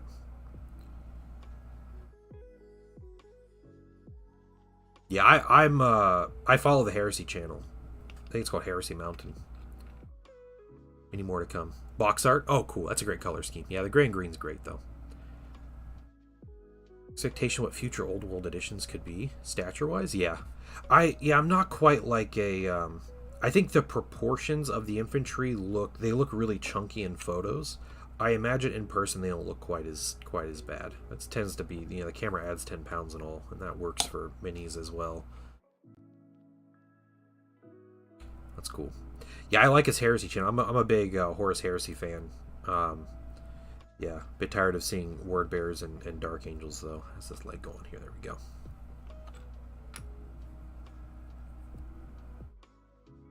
Yeah, the Bahamut and Age of Sigmar aren't the big boys anymore. That's right. Get the silvers and brass. That's cool. That's exciting. I really enjoyed painting the Solar Auxilia. I love my Solar Aux minis. Mine are Prospering Spire Guard because I'm a Thousand Suns fanboy, so... Archangel's OP. No, they're not OP. They can be really strong because they kind of just have a little bit of everybody's rules. But it's just the same old. Which is difficult, it's a weird complaint when it comes to miniature games, right? Because you're watching a YouTuber, someone who's like, this is their hobby, whether it's their job or not, like, it's so much time to get an army prepared for a game. Like, you can't expect someone to just have all the armies. And there are a couple, people that make it a point to have a lot of different armies, but this also isn't even Steve's main game. His main game is the old world, so it's like a side project for him. Yeah, the hexagrammaton or whatever, their rules. Tank's done. We'll go. Get a bunch. Yeah, that's how you play Solar, man. That's cool. Did you paint a Malcadoran Furnace? Please tell me you painted a Malcadoran Furnace. I have one of those, and it's my favorite tank.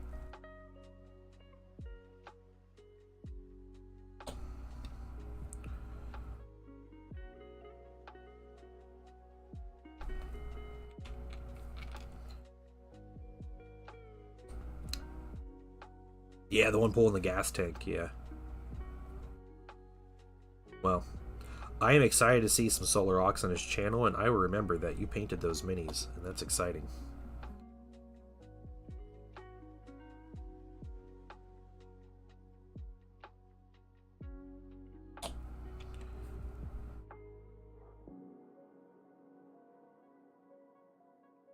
The Grammaton thing just sounds cool. Yeah, it does.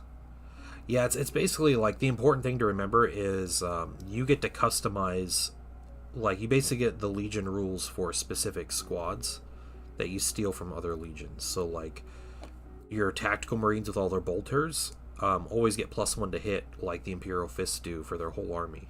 But you can just choose it to be your tactical squads, and then you have your like Deathwing get rules against like characters and or like monsters and large targets, and or they can be like more durable. And yeah, you just get like all these different rules. You get like Raven Guard rules for all your bikers and stuff if you want, where they just get shrouded for free, or they reroll, I think, failed shrouds or something. Like, yeah, a lot of good stuff.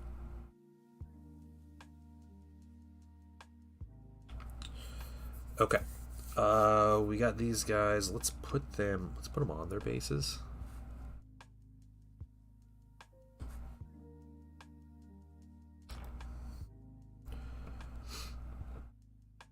But with rules instead of gear. Yeah, yeah. Blood Ravens are awesome. I believe. Oh, another raid. I believe. It'll bring a lot of good thoughts to your heart. Hey, Deadeye Minis, welcome in. Welcome, Raiders. How are you doing, Deadeye Minis? How was your stream? I did not trim that foot.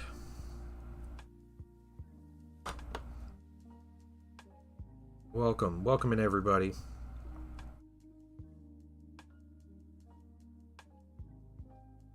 Guys, go follow Deadeye Minis. Go show them some love. Show them what an awesome community we have here. I'll make sure I'm following you too.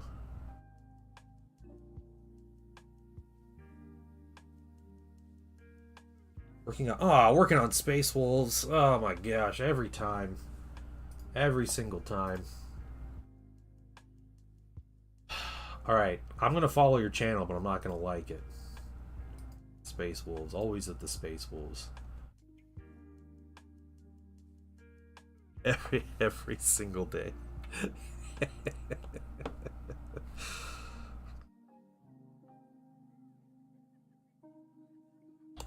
It's so funny. I'm a huge like Thousand Suns fan, and I didn't buy them. Okay, they were forced. Okay, that's different. All right. I will forgive you, but it's like I play Thousand Suns, and occasionally we have like another Thousand Suns. I play like Heresy Thousand Suns. You like 30k, but we occasionally get like a Thousand Suns player, and it's like cool when we chat about Thousand Suns and stuff. Every single day, there's a new viewer in here, and they play Space Wolves. First of all, every single just day. A moment to thank you for allowing Nifty me back into your Neat home. Nick, welcome. Thank you for the follow. How are you doing? Yeah, man, Space Wolves are like, I'm just like, oh, Space Wolves, and it's just non-stop Space Wolves. I was saying earlier, I think there's some kind of like, there's got to be some like Space Wolf chat forum that they're just like, yeah, Painting Dad hates Space Wolves. Like, just go bother him. Go howl at the moon in his channel or something. Yep.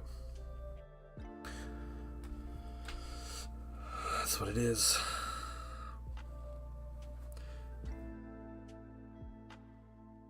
Also stop Dr. Robotnik. Yeah. Do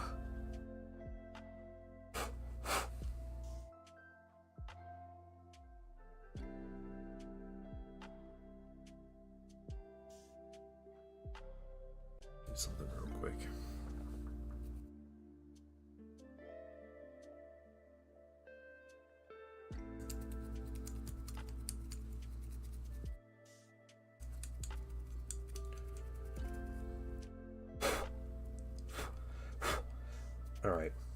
I was working on a, this is what I painted yesterday, though. So I painted this to give away. We painted about 3 hours, so I was quite proud of how fast I painted this. I finished up some basing. I did with snow on his base and everything. But I'm just going to varnish him, and I'm shipping out to a lucky viewer that won this at the end of stream. A little zoomed out because I'm doing assembly right now, but happy with it. Thinking about having these wolves marooned on an AOS world? Yeah. Okay, that's cool. Armed with Stormcast gear. That sounds interesting. Getting a commission prep for my buddy. Darkest Dungeon board game. Nice. Alright, we got the commission painters in stream today. That's awesome. Well, welcome in. Thank you for following. Guys, if you're not familiar with my stream, I stream usually 4 days a week. I do Tuesday through Thursday, late morning, early afternoon, and then I stream Sunday nights. 9 to 11, and this is Eastern, so 9 p.m. to 11 p.m. Eastern Daylight. Yeah, I just chill and paint, guys. That's what I do. I just hobby.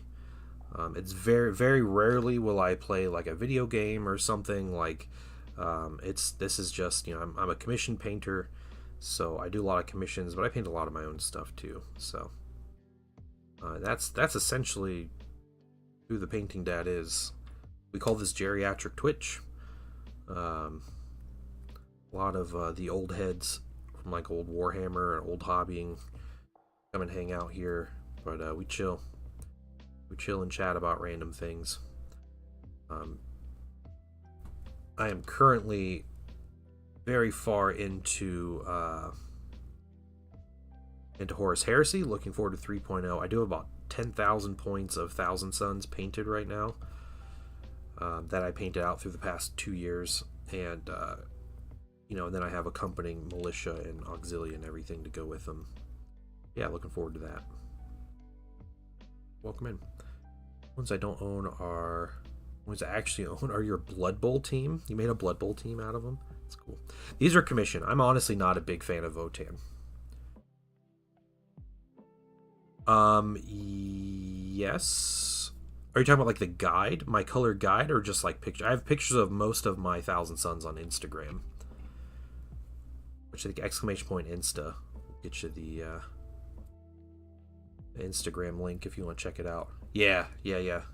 Exclamation point Insta. There you go. I haven't posted in a while, but I do have a lot of Thousand Suns on there.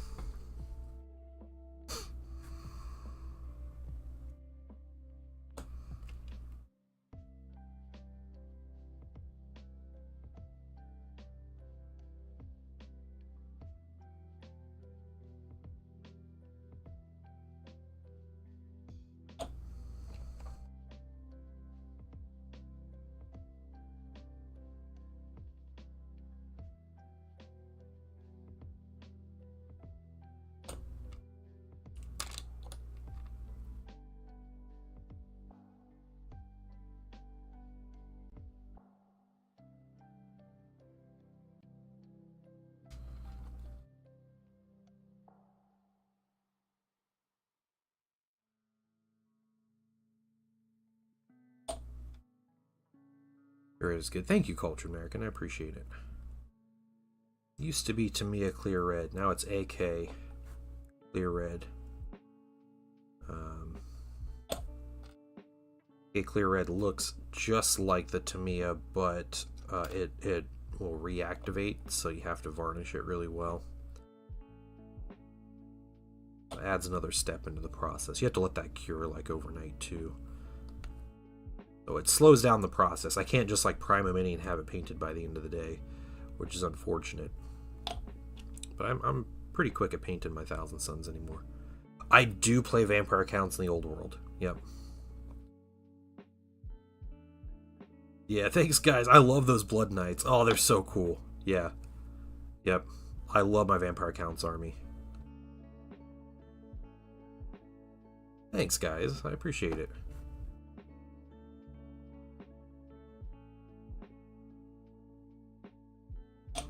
I painted those over the course of, about 8 months or so.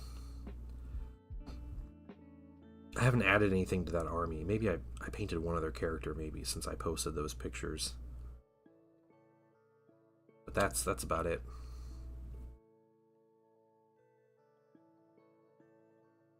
Okay, backpack's done. Let's get some of these weapons. Yeah, let's start getting weapons. We got this cool axe here.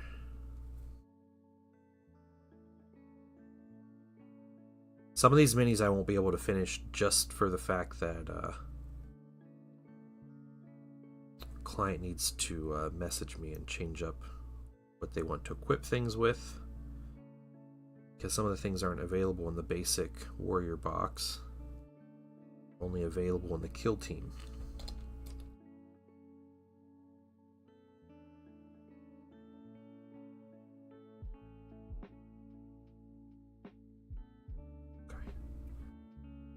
Go there. Okay. 48,000 suns since 10th came out. Still not fully painted. Yeah, it's alright. Yeah. Perturabo turned out. Oh, yeah, you want me to show you Perturabo? I still got him here. I'll show you guys Perturabo here in a second. I'll show you how he magnetizes and everything, too. The base on that mini was pretty wild. Let me trim these pieces here. These arm pieces. And then I'll show off Perturabo.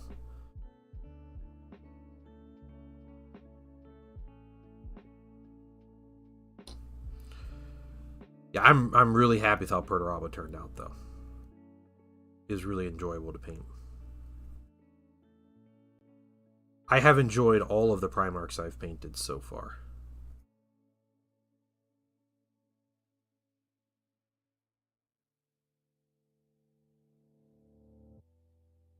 Yeah, I typically paint really quick, and I paint a lot of minis a year.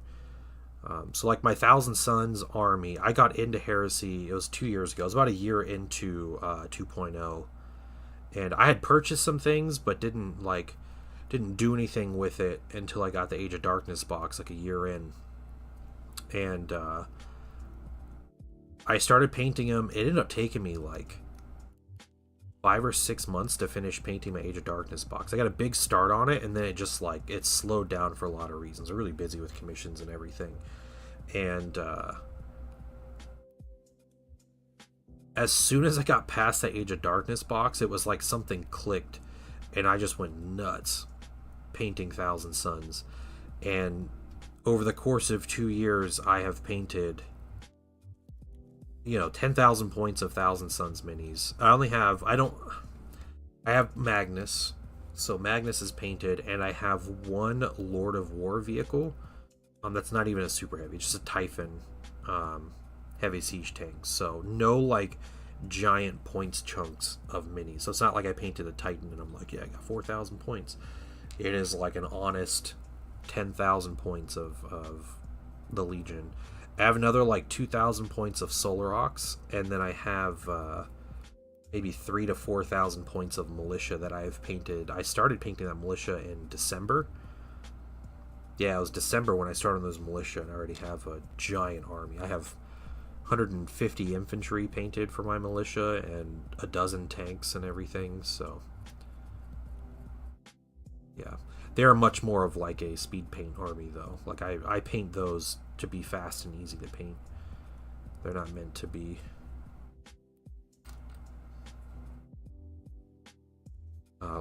really stellar looking.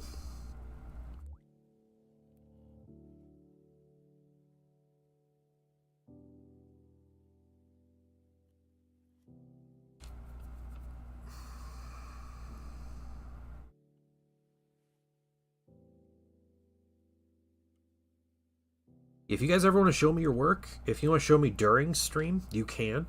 What I ask is that you jump into the Discord. It's the easiest way to do it. Jump into the Discord, which you can do !point Discord, or Nightbot occasionally posts a link to Discord every half hour or so. But you just go in there and put it either in the there's a WIP, like a work in progress page, or finished projects, depending on where your project is. And there's a really cheap channel point redemption that just ask me to look at, you know, what you're painting. You just tell me in chat, like, hey, I have something in finished projects, take a look. And I try to get everybody over there to look at it, because I don't swap over my screen or anything. But I'll take a look, and, you know, I love to see people's work. I love to see, you know, all the stuff you guys are working on, and we have a great community. We're, you know, super positive, and people always painting crazy, awesome looking stuff. So, what color are these plumes? What plumes in particular are you asking about?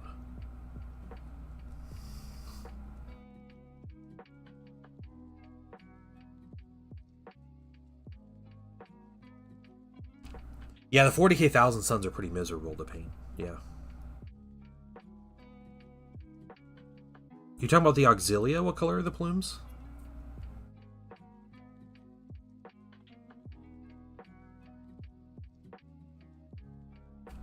Okay, so here's my thought about the plumes. I don't know what the lore accurate way of doing it is, but you're talking about like the crests on the sergeants and stuff, right? Like the little horsehair crest.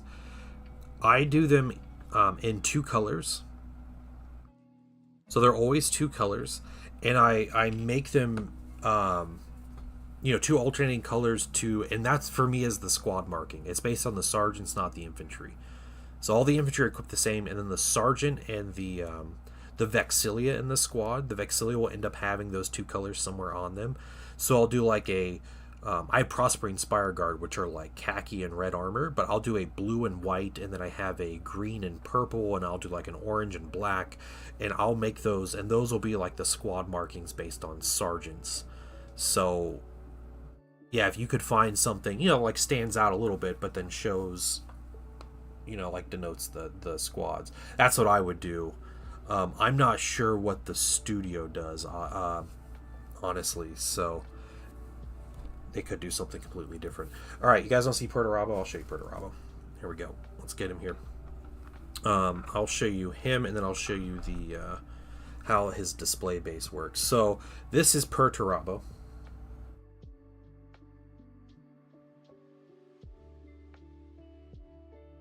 On his gameplay base. And I'm going to get some good pictures of him this afternoon or this evening, but we got him here. Okay, and then he has a display base. His display base was the most difficult. This is his display base. Alright, so what happens with his display base is you have to have these extra pieces. So normally for these Primarchs, the gameplay base slots into the display base, and then you have a little cover piece that covers it, that makes it look like there's not a base there. Perturabo's gameplay base would not fit into the gameplay spot, like into this display base, with these separate pieces here. So I ended up having to pull them off, and I had to magnetize them. And so how you put him into his base, it's definitely a puzzle. You have to line up a specific way, and there's a little, like, you see how those 2 pieces fit right into each other, just like that. All right, so he fits right in there, and they have magnets on there, so well, that one kind of came off, but he holds on there pretty well. And then we take these pieces, and they fit in a very specific way.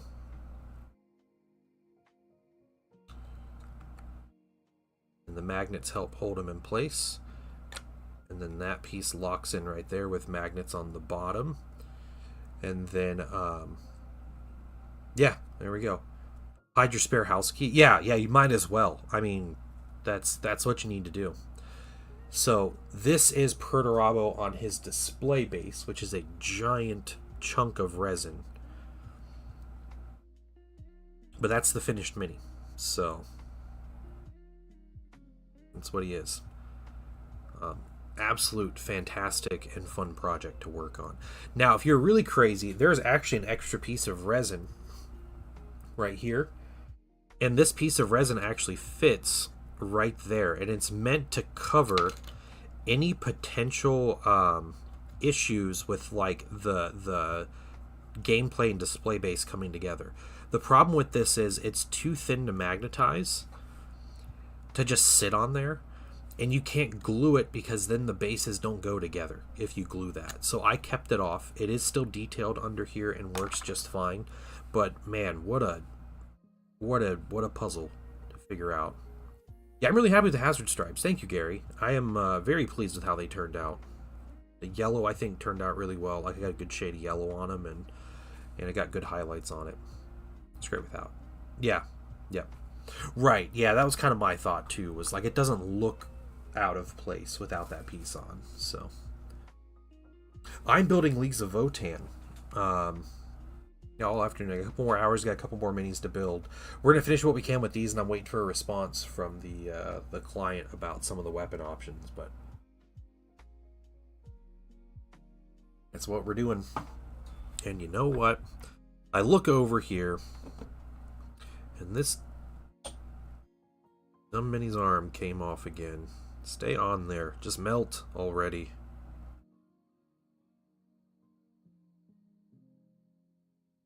Put you up front. I don't trust you. Okay. How bad is the assembly of Scarbrand? I have never assembled or painted Scarbrand, so I couldn't tell you. I've done Angron. Angron is great. I've had no issues with Angron. I thought he was an amazing mini.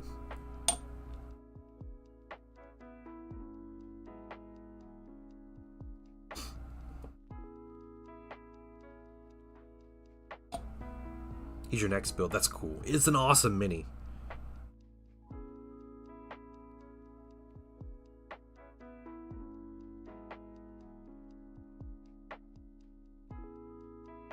Get out of here, Greenleaf. No. Don't talk to me about Space Wolves. Got enough of them today. Clown Gron is one of my favorite. Yeah, the clown. Yeah, that is funny.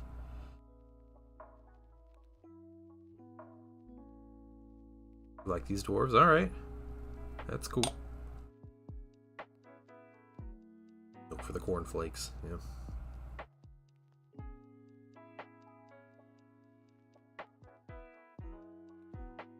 What is he supposed to be doing with his hands here?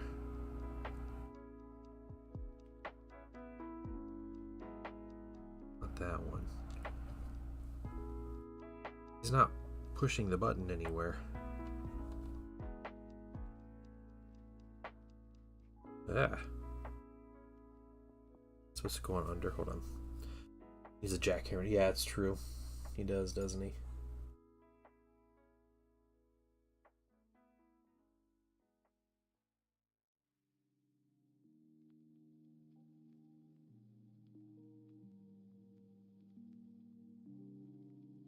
Yeah, they just have him sitting there with his like fingers.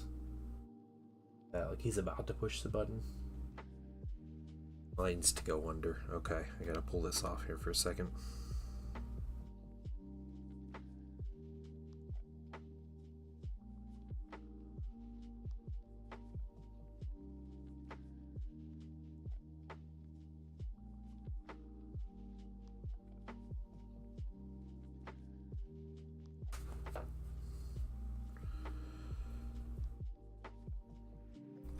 His wrist computer, but his arms are short. Yeah, he's struggling. Yeah, I might be checking out Siege Mode this weekend.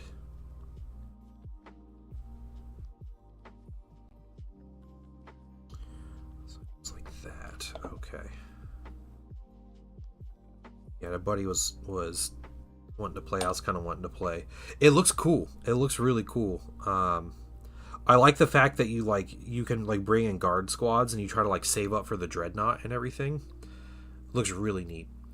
This box is this is the Hernkin Warriors, the basic troops for the Leagues of Votann.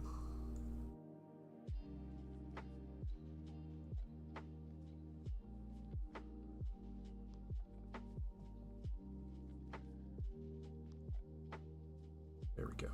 There we go. All right. There.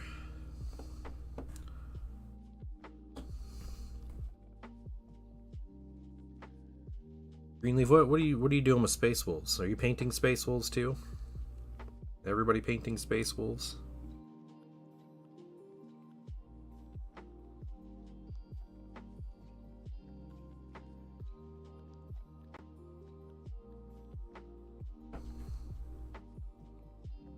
Oh, okay. Okay. I guess that's alright. Jet, good afternoon. How are you doing? And Pato, welcome in.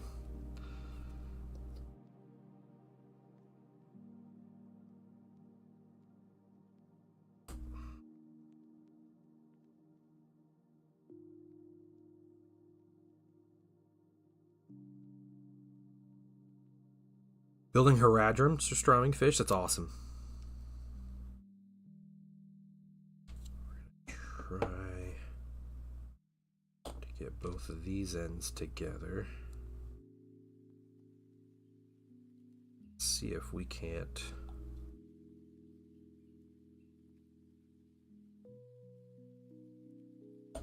just...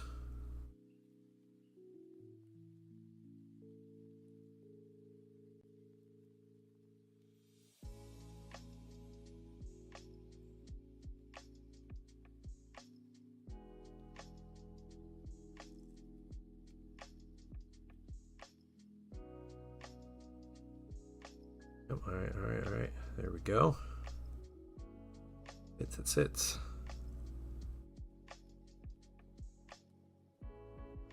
I stay awake with new eds. Oh, that's too bad.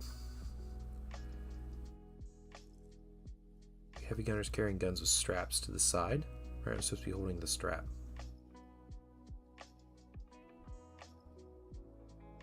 Okay. Are you talking about like some of these guys? Yeah, this guy's definitely not holding the strap. The strap wasn't gonna fit.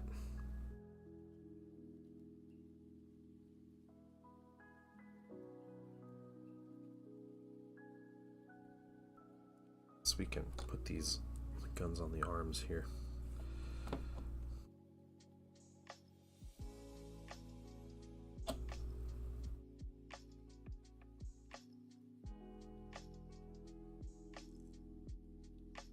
Advice on working with resin models. Yeah, scrub them clean. Are you talking about like 3D print resin, or are you talking about like spin cast resin, like Forge World type stuff?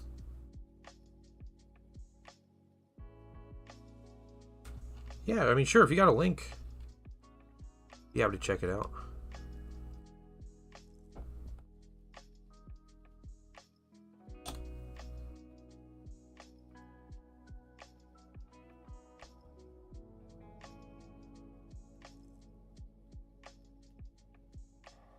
Let's see.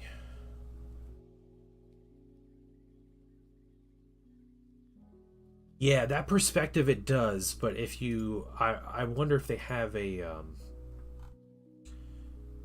360 image, you'll see that it doesn't line up, because this bottom strap piece right there, like this piece right here, it actually has a notch that it fits into underneath the arm. Like there's a little notch piece that it fits in.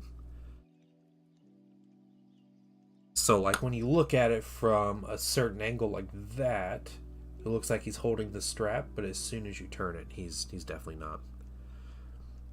You think the ones you're looking at are printed? Okay. Well, if you're buying printed minis, I'm always nervous to buy printed minis because I'm always scared they're going to have an air bubble and explode. So that is one thing to consider, that there is a chance that if you're buying from like a print shop that they're not focusing on the best quality. It's always a risk, but they're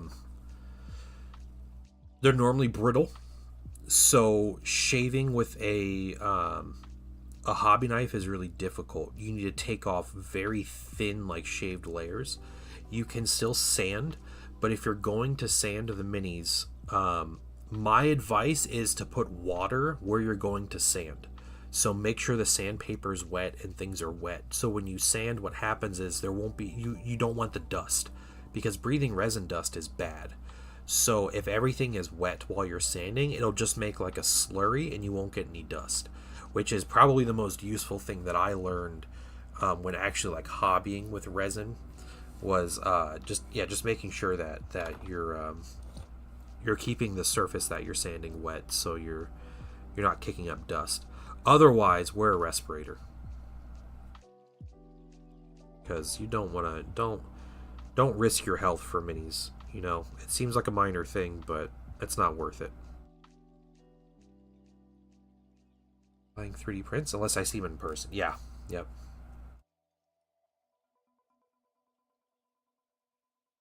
Oh man, there was a viewer years ago sent me a miniature, and he, it was a cool mini. It was a Star Wars mini that was like Star Wars Legion scale, and it was a Jedi, and it was a cool mini. He's like, "Here, I'm sending this to you so you can, you can paint it and have it, and it'd be like a cool thing." I was like, "Oh man, that's really nice, thanks."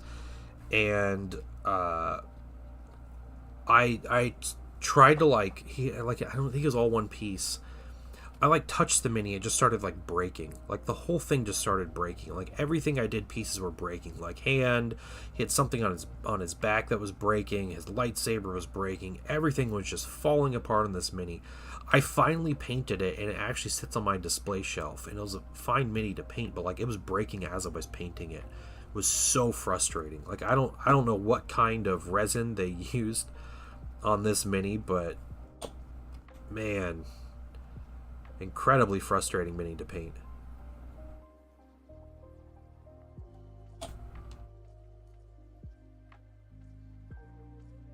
Person that made lore for Count Bug?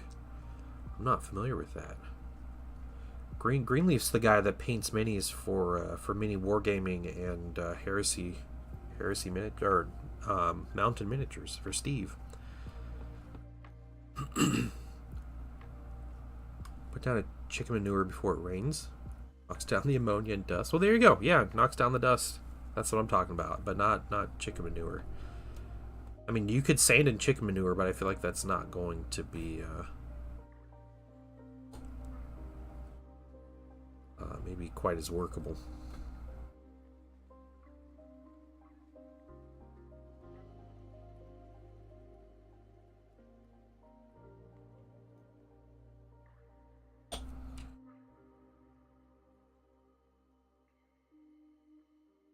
J7's channel. Oh, cool.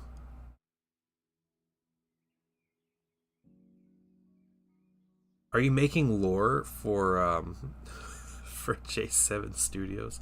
That's pretty funny. He's cool. I haven't seen him in a while.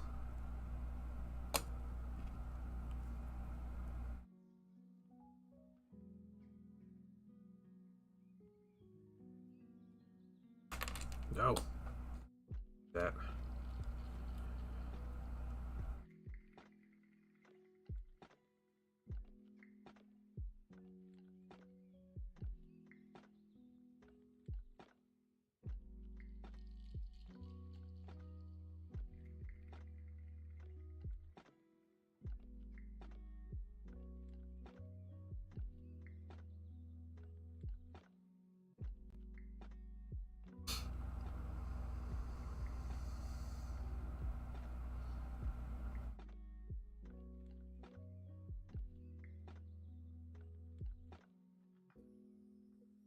Okay, see if that holds. Let's cut out some heads. We're gonna do lots of helmets.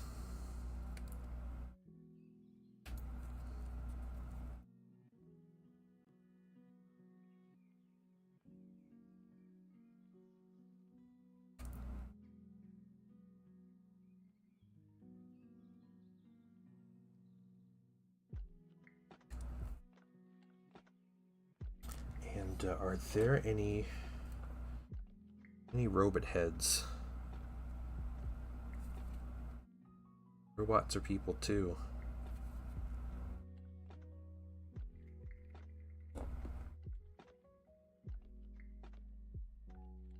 They do have a robot head. Okay.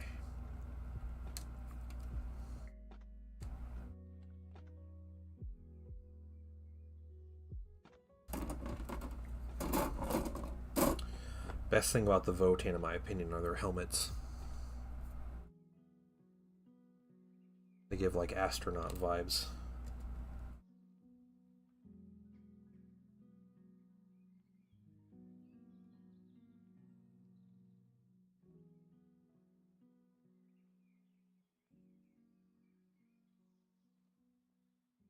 Evil bee witch? Huh. Man, have you guys played Dog Witch?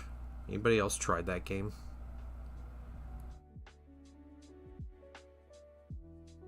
It's just a demo on Steam at this point, but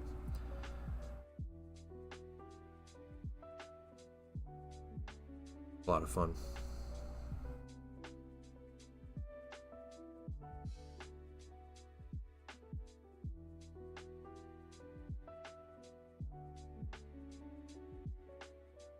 Hey, Darkest Sun, welcome in.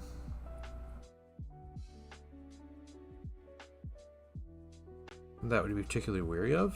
Resin models come in a sprue in any form, better or worse. Resin minis don't usually come on sprues. If a resin mini came on like a printed mini came on a sprue, I'd be really weirded out by that. Because it's not necessary. Unless it's just the supports.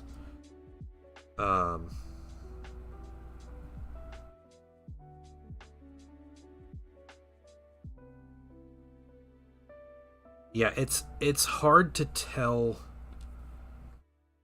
the quality of a resin that a print shop uses. A lot of people I know that just like hobby and do 3D printing, they like blend their resin after time.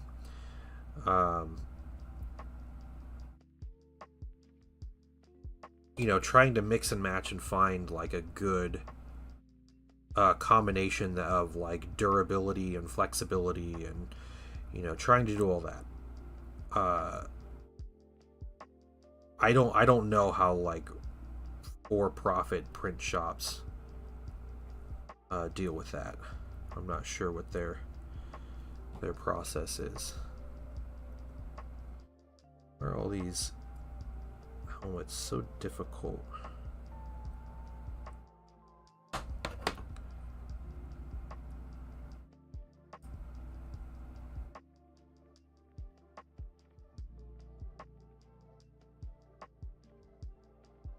Okay. Resin printing business. He has his own resin recipe. Okay, yeah.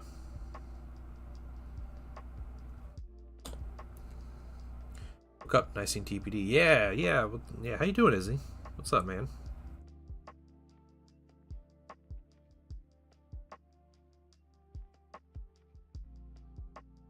Yeah, we got Greenleaf just chilling.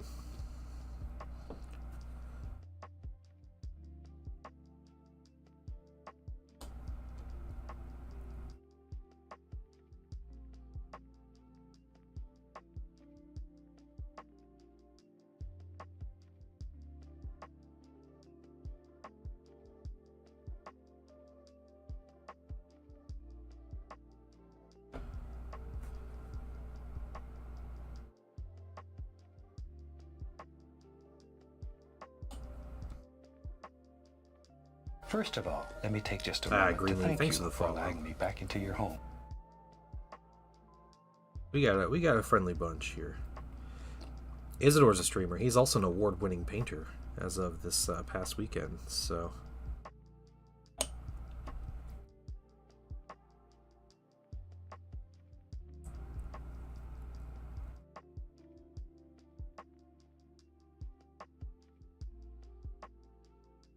No, you come here.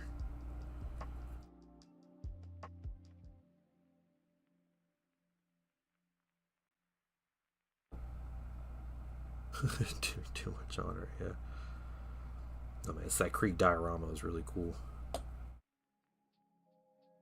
Well deserved.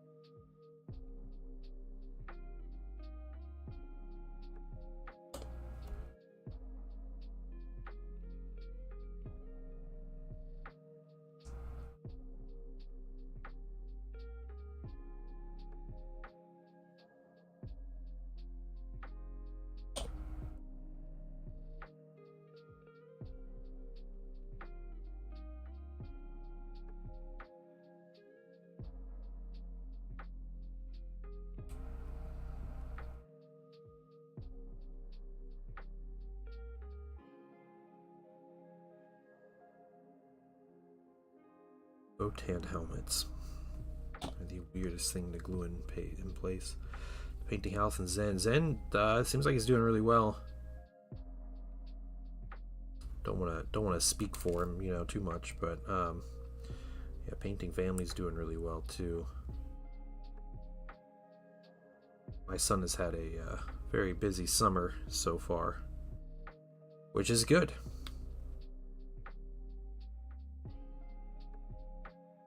Like fun busy. We have family coming into town next week, so my streaming schedule is going to be like weird next week. Might be missing out on a couple of streaming days, but up there. All right. We have one last thing here. It's this crest. It sits right there really nicely. Okay.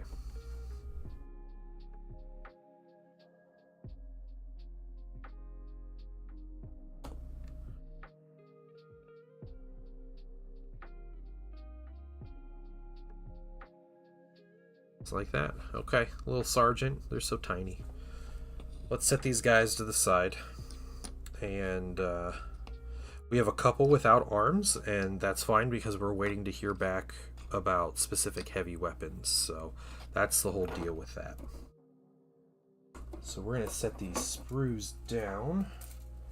Put them here. We're going to grab these Gandalf looking dudes.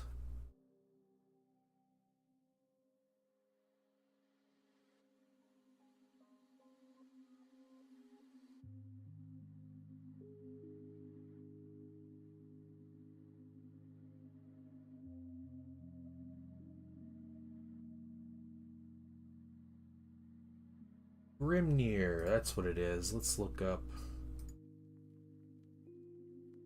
Know how to spell Grimnir because GW, okay. Grimnyr.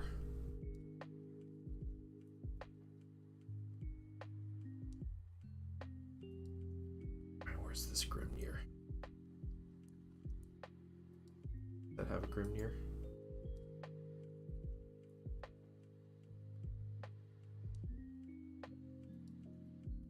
No, it doesn't. Why did they tell me I had a Grimnir?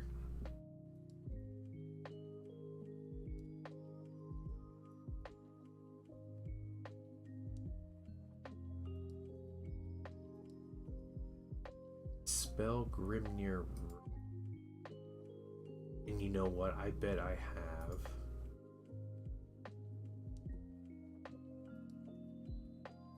Hold on, let me get out the box of instructions. Ugh. Let's dig through here. Hundreds of pages of instructions.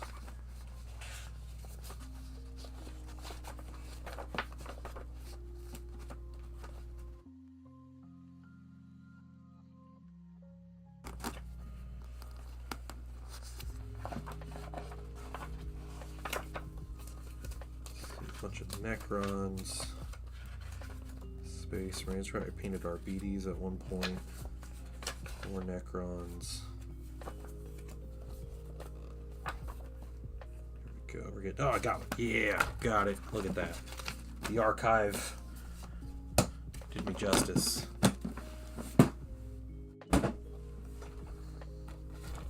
Okay. These guys, they have 2 minis and 25s, and it looks like they're on a 40 or a, yeah, it looks like a 40. I have 2 of these to paint, so let's make sure we have the correct bases out.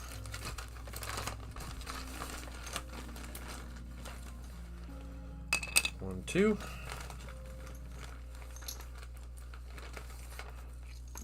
One, 3, 4. 1, 2, 3, 4. Okay. What I got here, let's take some of these minis and put them up here.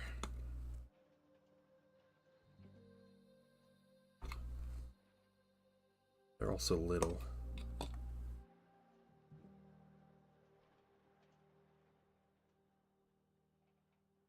Guys at the side. Cool. Hey, Gosu, what's going on, man?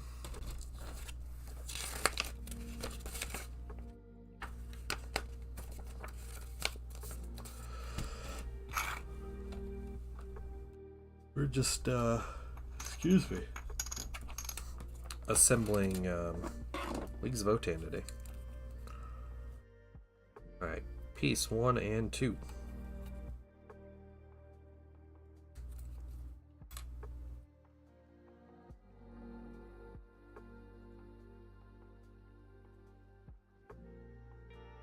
Feeling a bit wrecked after my infusion I got. Yeah, try to stay active. Okay, okay. Hopefully you feel better soon.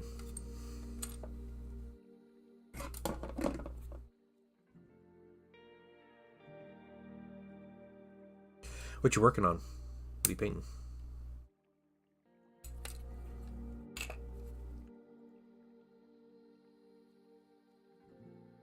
Or Votann. Yay. Votann.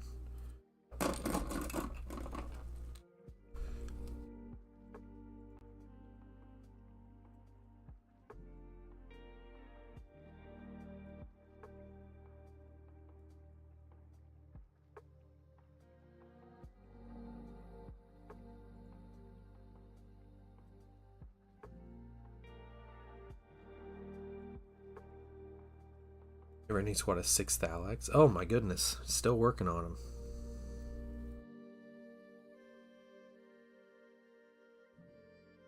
I'm gonna tell you, Gosu, if you're wanting to come out and play some Heresy this summer, you don't have to have a fully painted army. If you just want to come and hang out and play some games. But it honestly doesn't even have to be this summer. It can be later on, but not sure where exactly we're on that.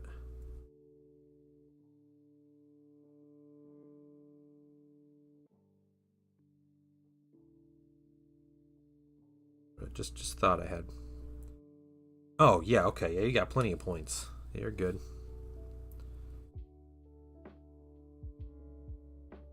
Down to clown.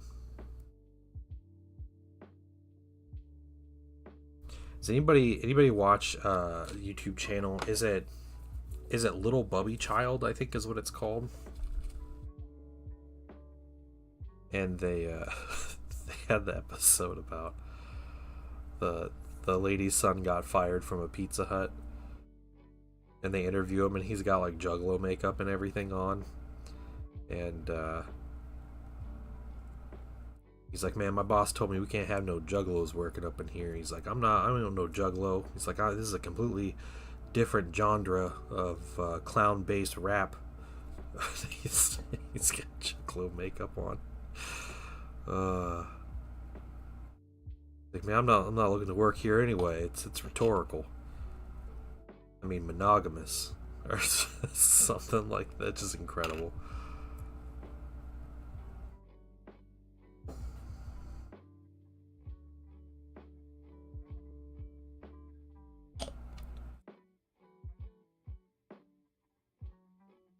There we go. His knee. Okay, 3 and 4 on each one. Number 3.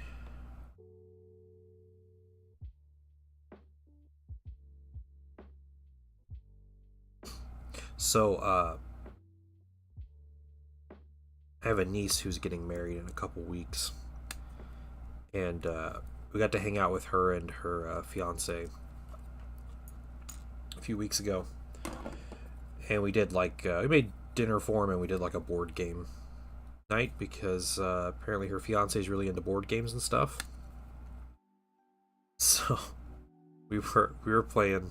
We played Clue. My son wanted to play Clue, so we played Clue with him. And watching this dude play Clue, I was like, all right. It's like, I'm going to get along with this guy really well. Because,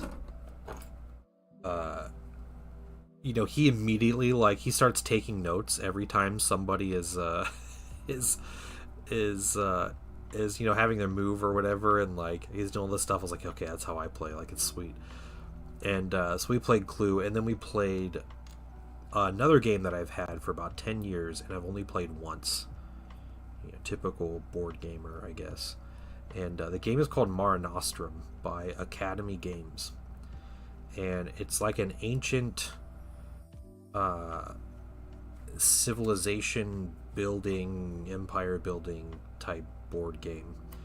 It is very complex with 1,000 pieces, and there's like resources that you trade, and there's 13 different resources, and there's money, and there's wonders that you build, and heroes that you build, and you build armies and buildings and all these different things.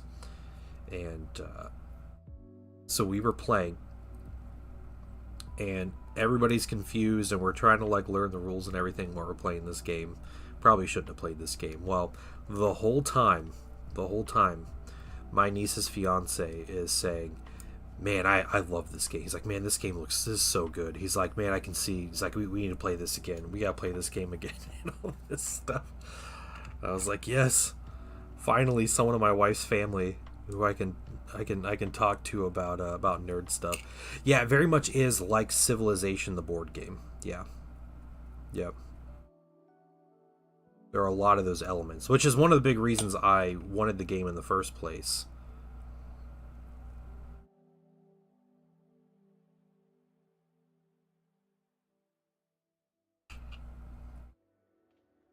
But just funny. The whole time he's like, man, this game's so cool.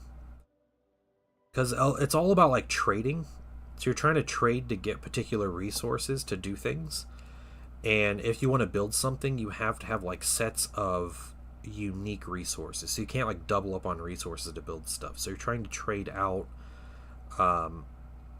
the resources that you have multiples of, and you're trying to get unique ones. And the way the trade works is like everybody puts stuff up for trade, and then you're like competing with others to get the resources you want before other people do. It's a whole thing. Very interesting game. And you play as like the different ancient like civilizations. So you'll play as like Ptolemaic Greeks, or Ptolemaic Egypt, or Babylon, or Greece, or Rome, or Carthage. I got Gloomhaven. My family was like, no, it's too complicated. We're going back to Monopoly. Yeah, yep.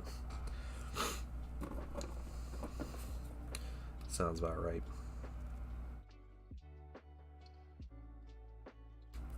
My parents are coming into town, and my parents, so growing up, we would play board games a lot as a family, but, I had two brothers that were only a couple years older than me, and so, growing up with just a bunch of kids, like, my parents would find things to do.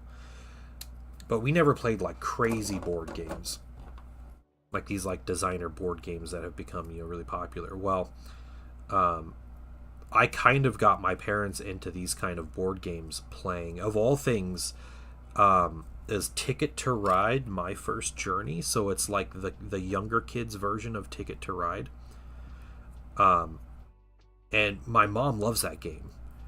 She loves it because it's like, it's easy to play, and she plays it with the kids, and there's no like luck to the game. There's very little like luck to the game. It's not just like rolling a dice and you move this far, and and you're not like knocking people out and all this. It's a fantastic game. We love playing Ticket to Ride.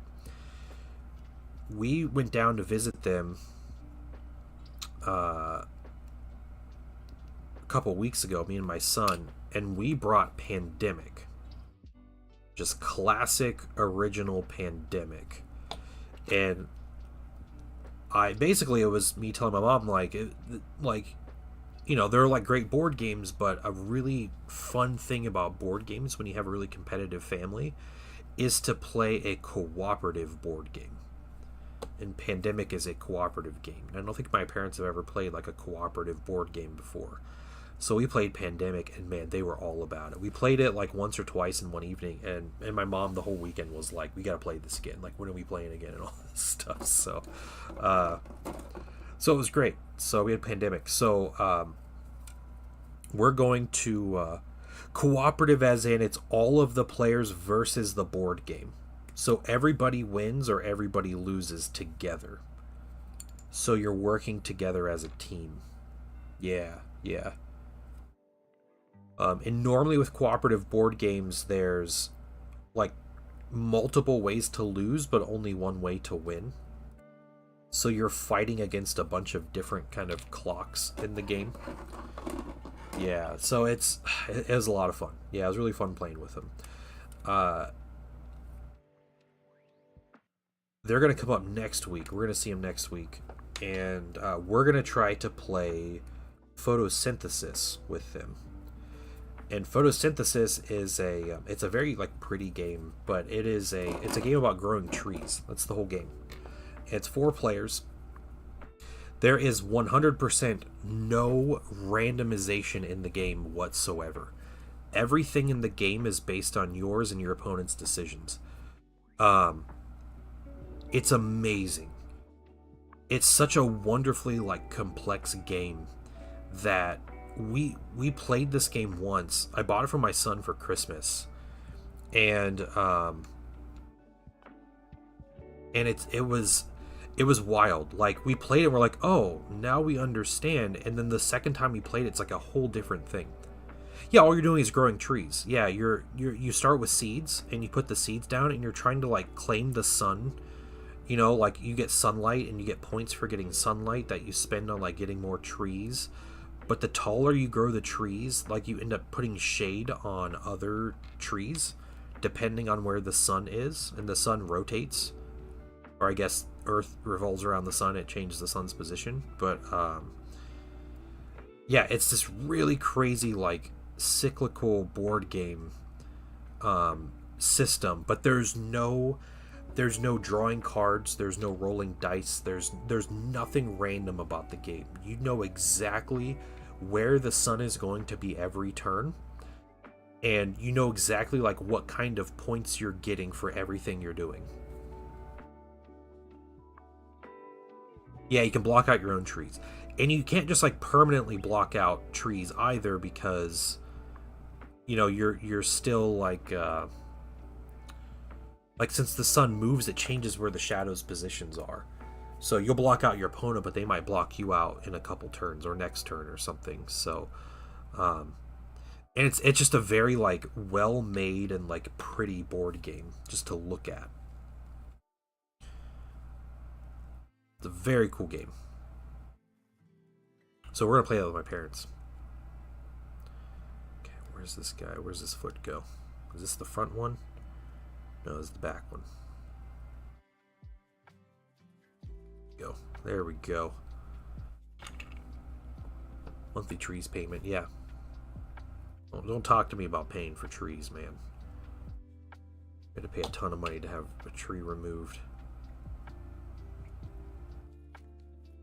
In there. No. Oh, there we go. There we go. Azul is fun. We do have Azul as well. We might have to play Azul with my parents.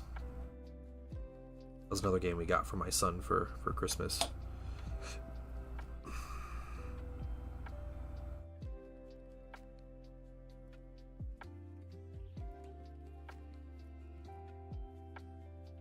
Azul is a tough game. That's a really like, man, that's a Photosynthesis. Jaded Valkyrie is the game I was talking about. Just like, you know, it's spelled like what trees and plants do.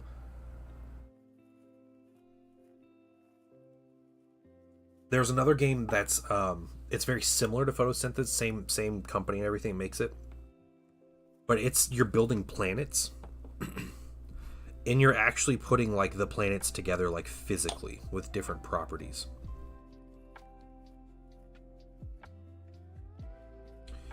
Yeah, Azul is definitely a difficult game to master. Yeah. I mean, Photosynthesis is too. There's property. Compare it to the neighbors' homes that have sold. Almost all the trees have parasites. Oh, okay. Yeah, well. Yeah, literal world building. Yeah, it's like cardboard pieces that fit together to make like spherical worlds. It looks crazy. I got Photosynthesis because it seemed simpler, and we loved it. Root looks like a lot of fun. I've never played Root, but I've seen people play Root, and it's definitely like, that is a cool game because it's like a fantasy like empire building game, but with animals. in like a forest, but then all of the like 4 factions or 5 factions play way differently, completely differently, and have like different goals, to where there's one of the factions, like a lot of the factions are like you building armies and you're trying to conquer your opponents, but there's one faction you just play as one creature and you're just walking around as like the wanderer. I don't know if it's like a fox or something that you're playing as, but it's like you're this one little adventurer on your own, just trying to survive in the forest, and like that's the team that you play. Which is just, it's really fascinating to have such a, yeah, the Vagabond, that's what it is, yeah. You have such a different play experience in one game, and like you can sit there and play it 4 different times and have, it's like playing 4 completely different games. So very interesting game, and there's expansions to that game too. Actually, the Root RPG, okay.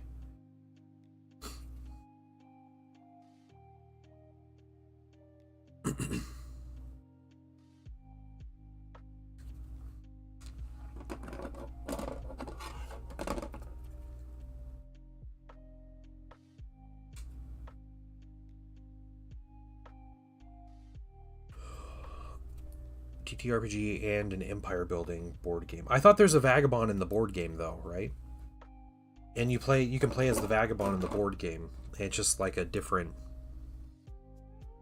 that's what I remember. It's been years since I've seen Root, but I almost got that to play with my family, but it was a little pricey if you wanted to get something a little more price friendly, I guess, to play with the family, but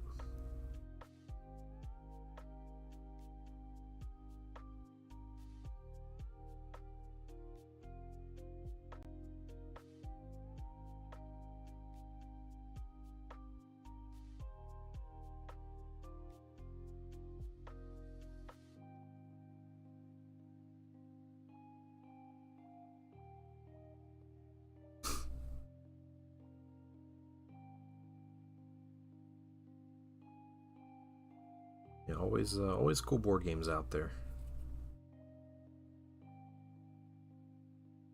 Yeah, had a lot of fun with Mare Nostrum. I hope to play it again with future nephew, soon to be nephew, I guess.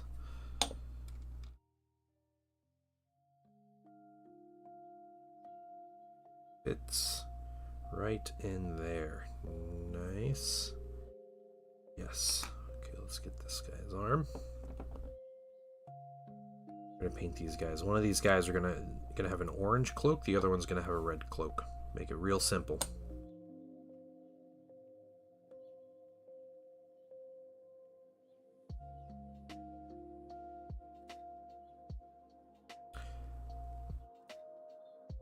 The Margista Cat. Yeah, the Woodland Alliance and the Eerie Birds. Yeah, yeah.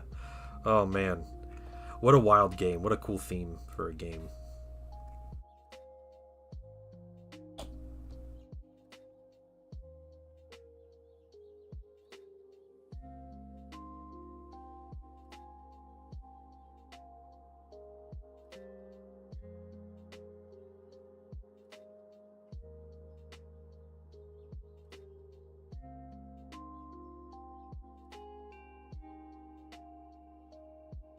Sit for a couple minutes, get the next.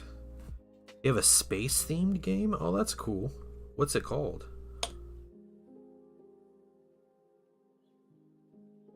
I love empire building games. Yeah, I'm like this with PC games too. Like, the larger the scale of the game, normally the more interested I will be in the game. So like, Heroes of Might and Magic, or not Heroes of Might, yeah, Heroes of Might and Magic is a big one, but like 4X games or a big thing I like, it's called ARCs. Oh, okay, interesting. Okay. Hearts of Iron 4 is like my ideal World War II game. Like, just give me the game that I'm controlling the production of the entire country, you know, and like the strategy at a grand scale, and I'm cool with that.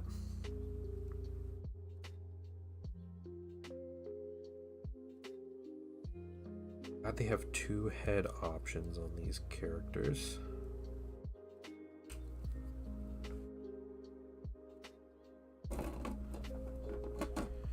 Age of Empires. I did play a lot of Age of Empires. I never played like multiplayer. I was much more of a Total War fan. Again, going toward the big scale.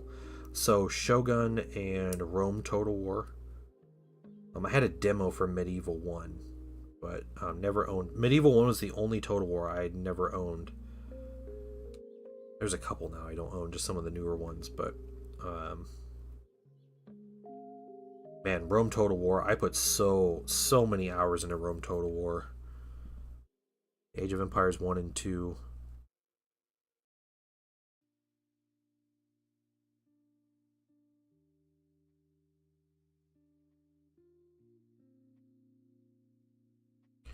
Back in the day, PC games wouldn't, or like your hard drive never quite had enough space to hold a bunch of games, so there'd always be a juggle of, you commit, you buy, when you install a game, you commit to playing it for a while, because when you want a new game, you have to uninstall the first one and put in a different game, kind of thing. Warcraft and Starcraft, yeah, I played Warcraft for some of the, I had them on PlayStation 1. Ooh, you can play Rome Total War on mobile now. I don't know if you know that, Jaded Valkyrie. It's $10, $5 or $10 on Android and iOS, and it's like updated. It apparently it's really good. I don't know about playing like on my phone a game like Total War. Yeah, they have Rome, Medieval 2, and Empire Total War, I believe, all on Android. So all the way up to Empire, which is crazy. Okay. Command and Conquer, Red Alert Retaliation on PlayStation 1. My first ever strategy game. I had no idea what a strategy game was before I played this game at a friend's house. Blew me away. That was like a core memory, playing that game. And I remember for my birthday that year, we searched everywhere around the city for that game. That's all I wanted for my birthday was Command and Conquer Red Alert Retaliation. And yeah, I finally got it though, which was great, but it was, oh man. I got that, and then soon after I got Warcraft 2, I think. And yeah, I played that a whole bunch. Which got like the fantasy elements and everything of like strategy games and stuff. But yeah, my parents got me a PC to game on. I want to say it was like my 13th birthday. No, it was Christmas when I was 13. They got me a PC and they got me Battle for Middle Earth, the first one, and that was my game on my PC. For a couple, well, for a while. YOLO Priest, yeah.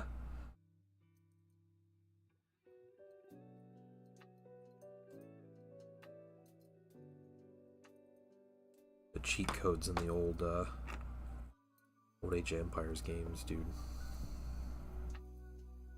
I had some epic memories in Rome Total War, though.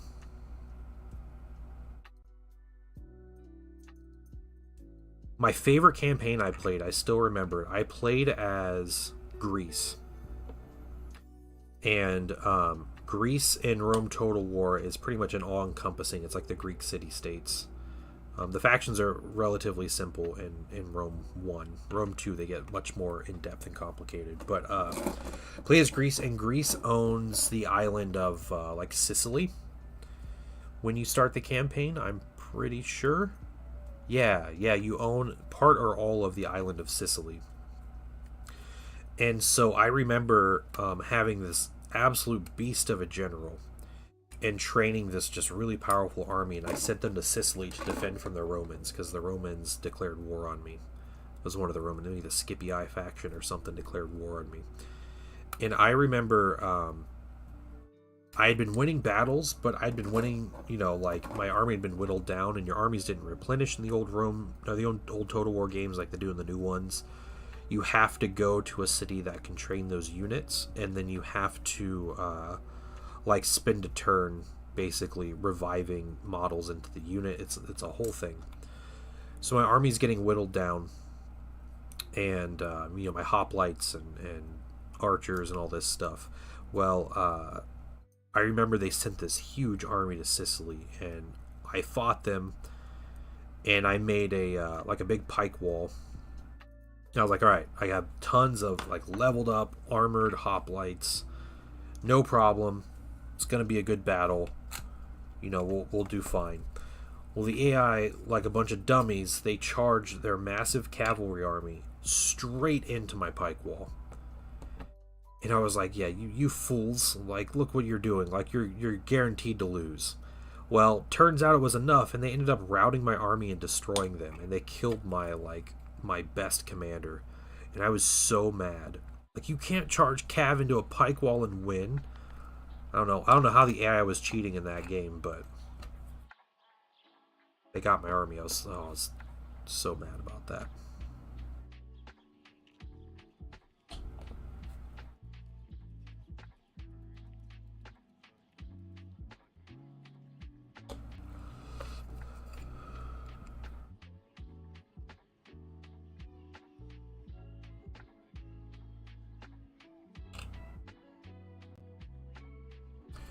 Okay, so how this works, this piece gets a whole bunch of glue.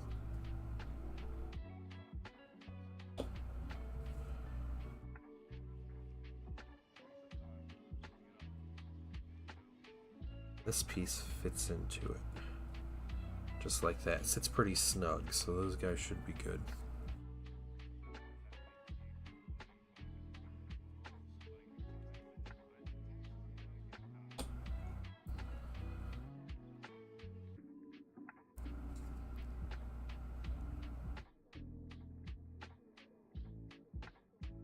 Alright, so the Grimnirs, our Gandalfs, are done. Now we just have robots to assemble. More robots. We'll get these flight stands together.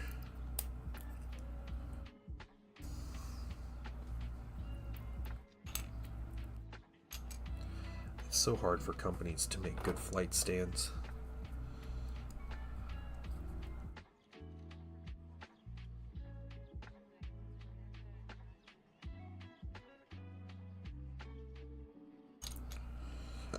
The one flight stand design I like is the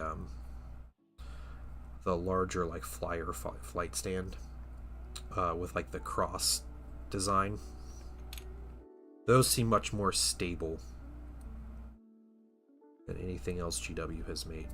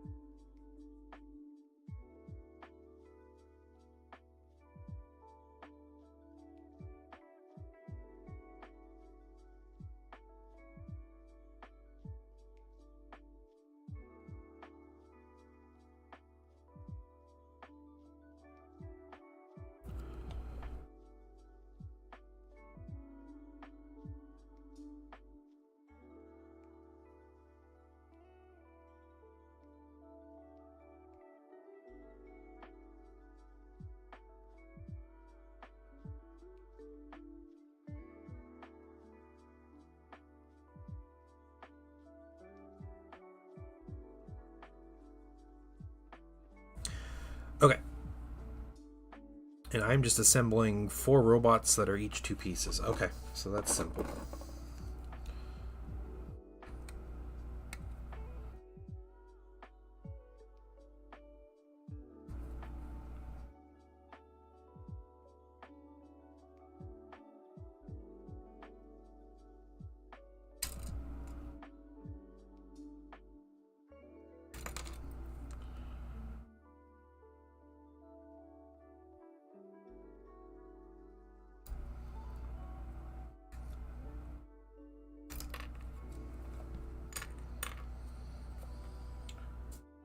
sprue.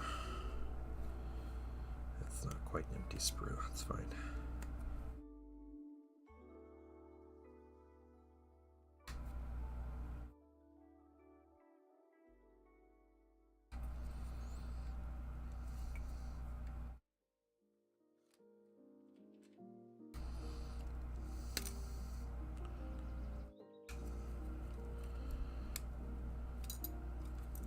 That one is. This one isn't. Okay.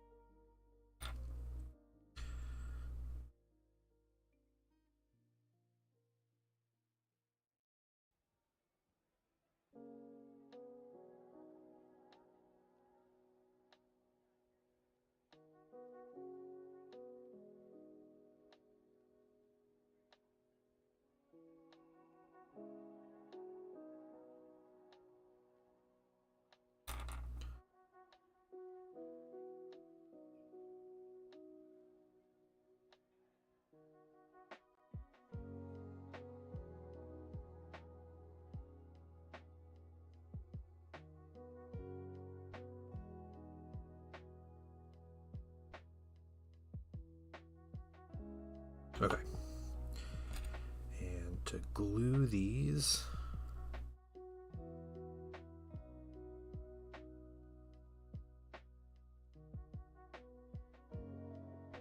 it's like, all right.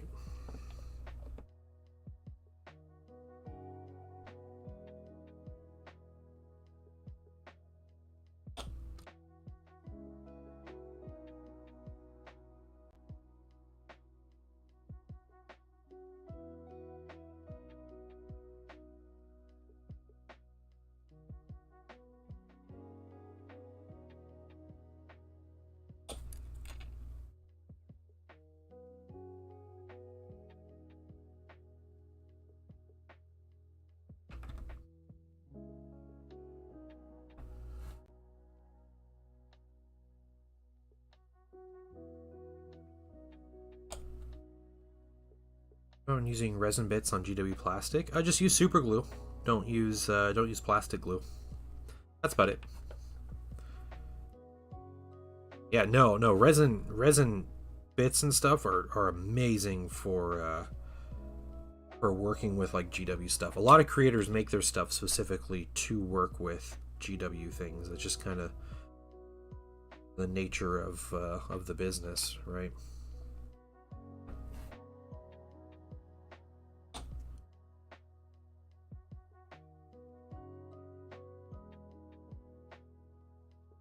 Yeah, Robe Dark Angel's body's nice.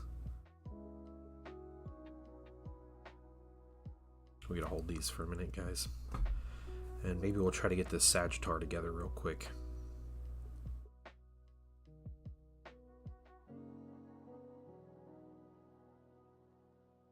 You know what I need to do with these? It's gotta put super glue on one end. I really grab super glue.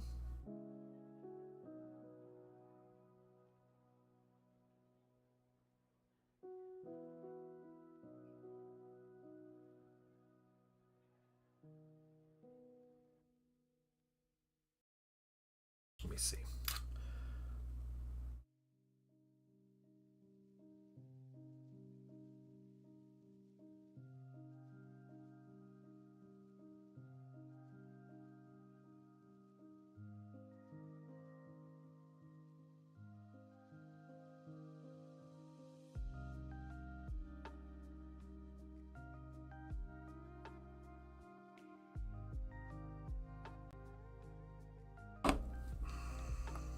My super glue's about dead.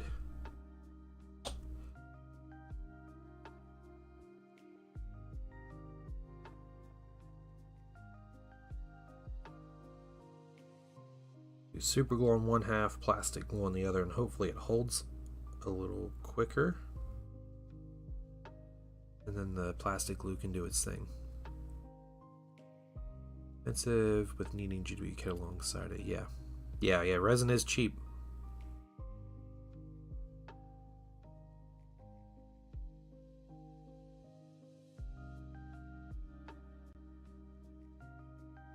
Should be good. An eye on that.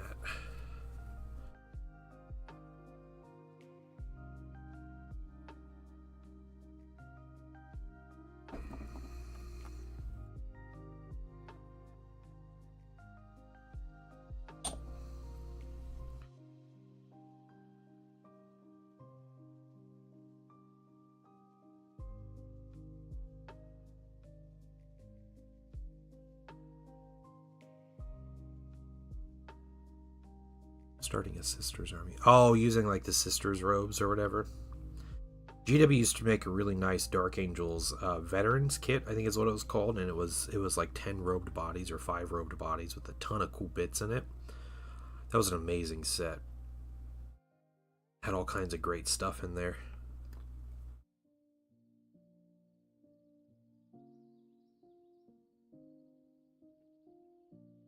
It's unfortunate they didn't make like a good Dark Angels upgrade sprue that had stuff like that in it.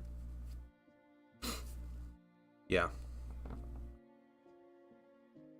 I had a homebrew Space Marine chapter that was not Dark Angels, but I would use Dark Angels iconography, and I ended up using the robes just because robes on Space Marines look cool. So like, yeah, like my sergeants, and I had some like captains and stuff like that would use would be robed.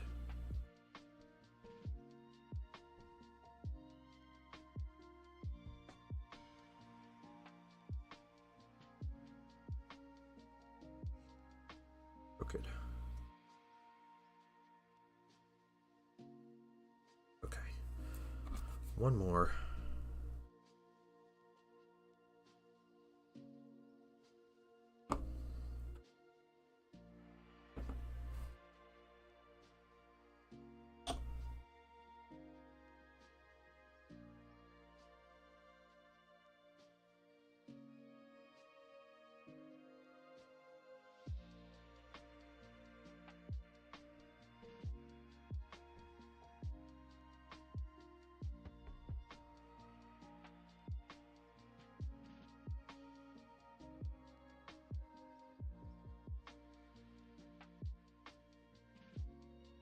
You know, I'm going to tell you, Jaded Valkyrie, that the Sisters of Battle minis, just like on their own, are great looking minis. I think they look a lot worse in photos than they do in person.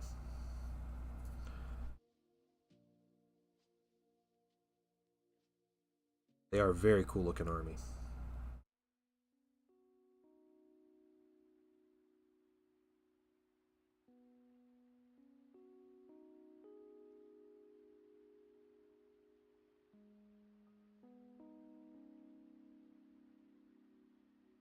Okay.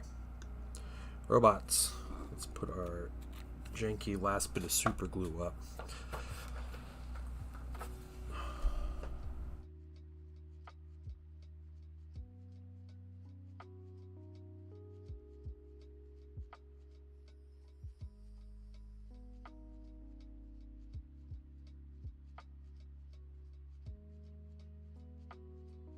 Second.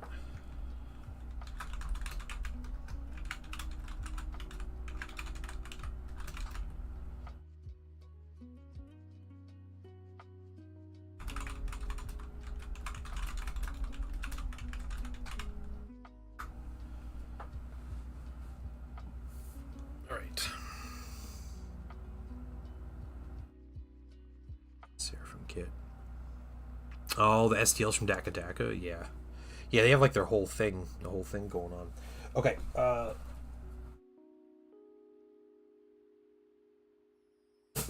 you. I need to use you guys. Use guys.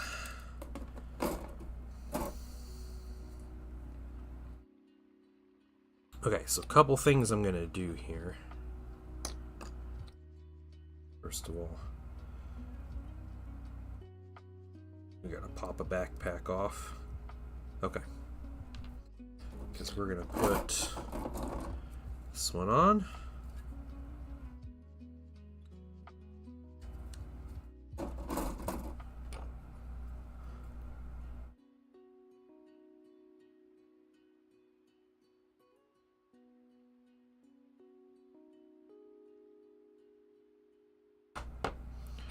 So let's do this first.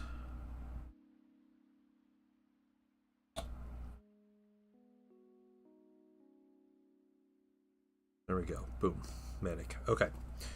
And then I think I'm gonna do, what big gun should we do? Let's do the plasma. So let me get these instructions out.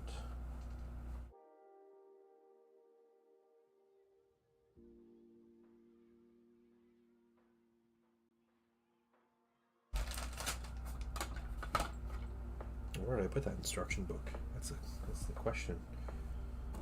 Yeah. Did you go in here?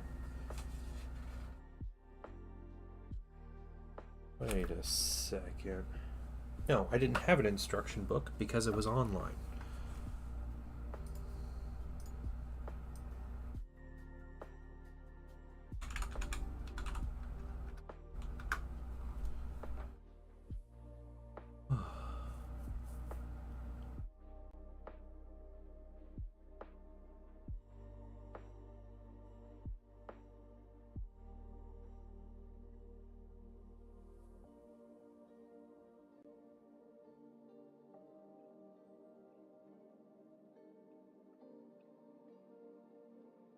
This guy, alright. You. Which has the medic pack, darn. Well, we'll put it on someone else. Put it on you. Better yet, we'll do this cool, like, high las gun. So C27, 23, 24. Okay.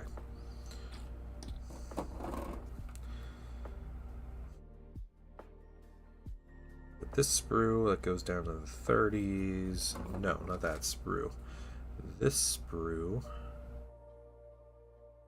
23 and 24. And then this cool high las something. Okay. You go with you.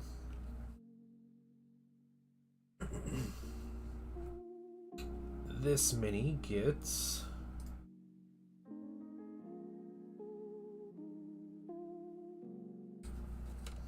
this is 33, 34, 36. Okay.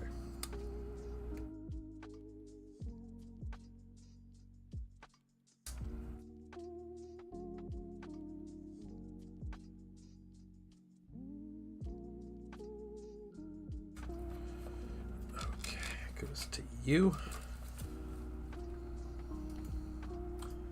And this last guy here gets 43. I'm gonna assume 42.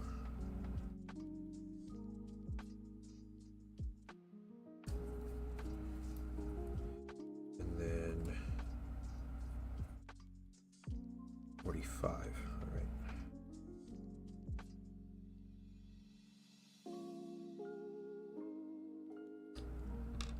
Okay. And then we put the arms on them.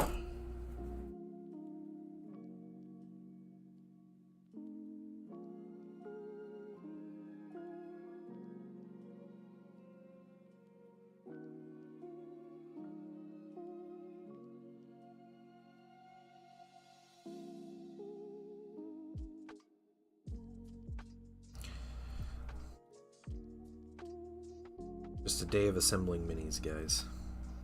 We're gonna start painting these next week. I will be on stream Sunday night. Sunday night, I'm gonna be assembling some brand new Horus Heresy minis that released this weekend. That I committed to buying some, so excited. I'm gonna try to magnetize. We'll see how difficult they are to magnetize, but my goal is to magnetize them. So we'll check that out.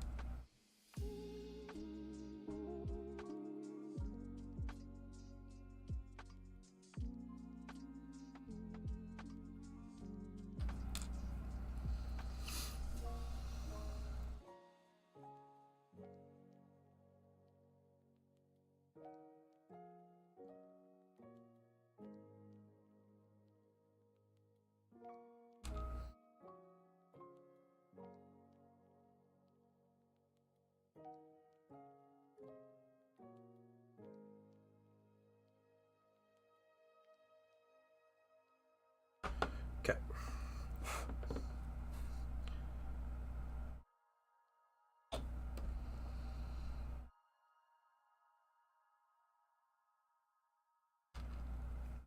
Get these guns on the hands.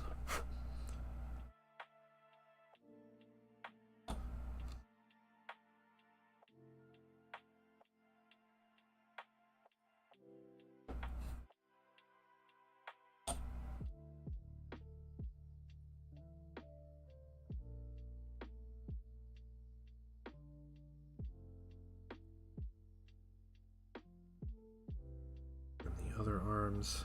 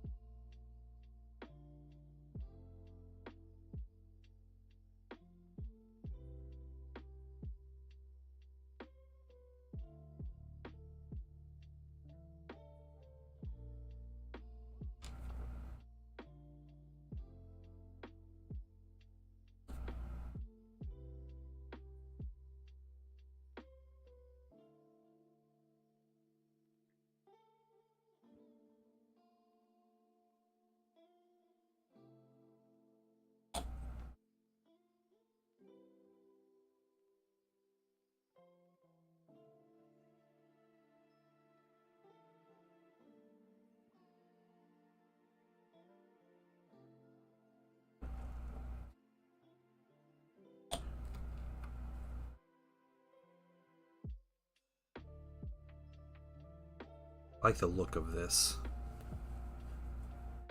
weapon. Pretty cool design.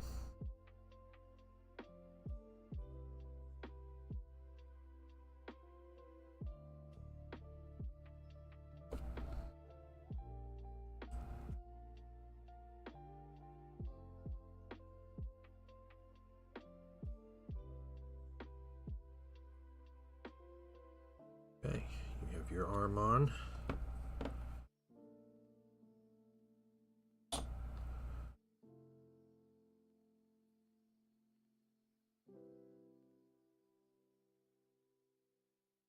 Yours.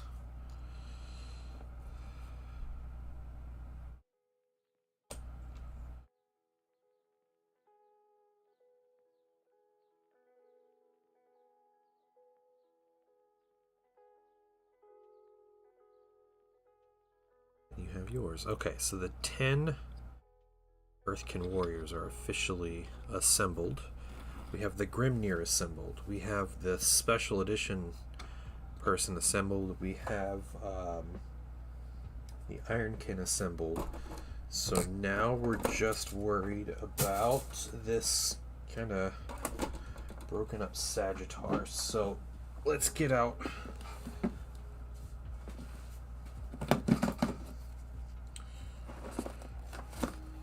sagittar assembly manuals here.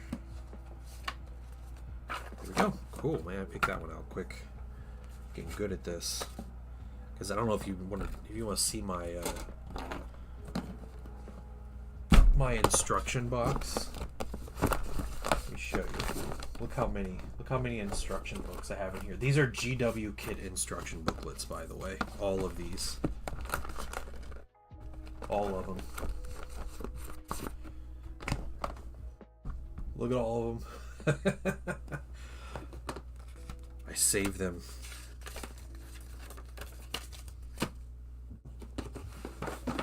Alright. Put you down.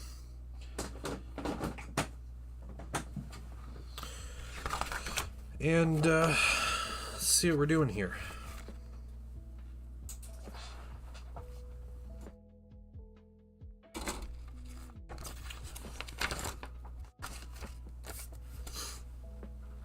I know there's some extra pieces. Yeah, I have a lot. These are extra pieces that were already clipped out. That's extra stuff. Okay.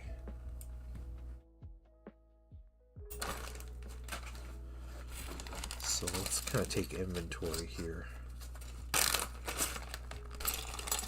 Regardless of what's in here, we should still be able to use plastic glue. But we have piece and piece. Looks like he was painting this stuff inside. We need that A3 piece. Is that in here? That's right here.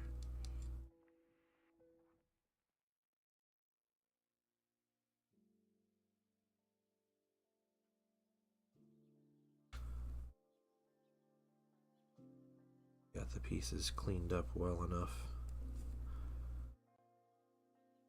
Well, that's the bottom.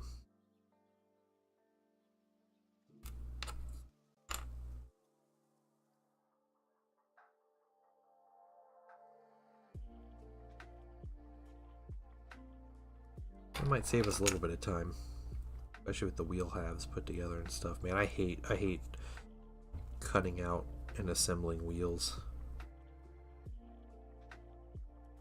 Always miserable for some reason.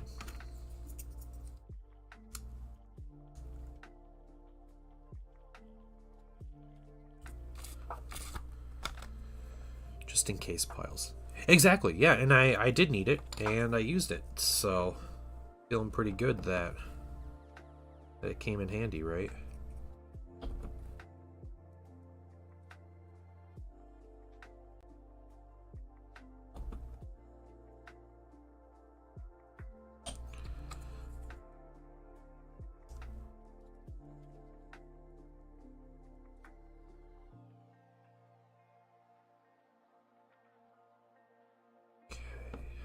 Goes there. Honestly, we don't need to put anybody in here because we are painting in the windshield. So I'll keep this in here because I think this piece might have something to do with the windshield and stability. But otherwise,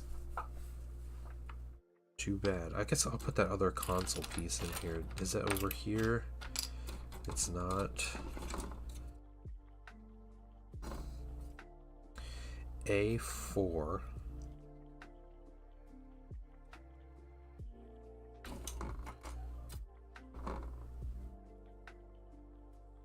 I believe this thing is 4 sprues.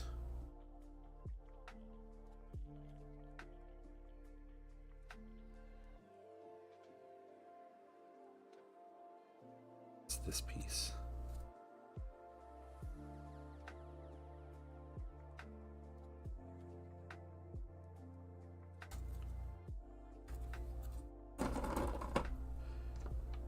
See, I need this. Yeah, exactly. Yep. She doesn't care or like mess with the work stuff. It just kind of is what it is. That's how we keep it.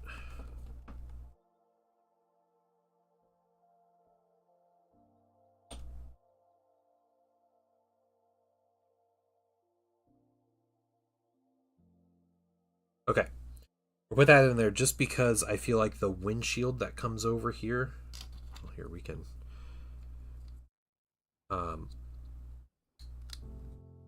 It might need these pieces to sit in some way. So we're gonna see if it needs that. If it doesn't, that's fine. It was a minor issue, but we're gonna cut out big halves now.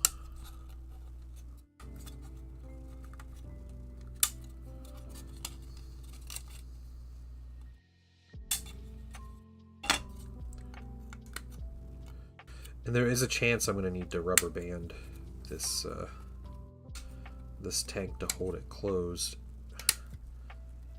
And if it does, then we're going to kind of be at a stopping point. Because I don't want to work around the rubber bands.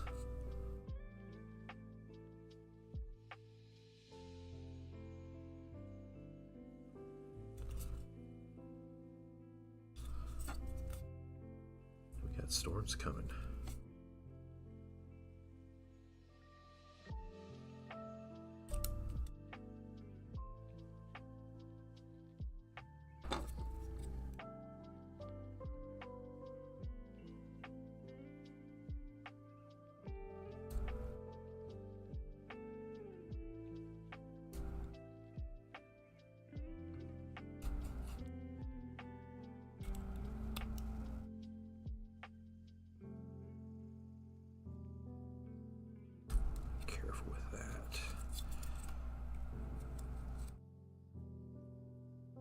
Okay, so what's going to happen, these pieces are going to go together like so.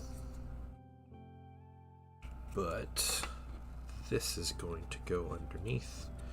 Which again, now that I see this, I feel like I don't even need to put this piece on the inside.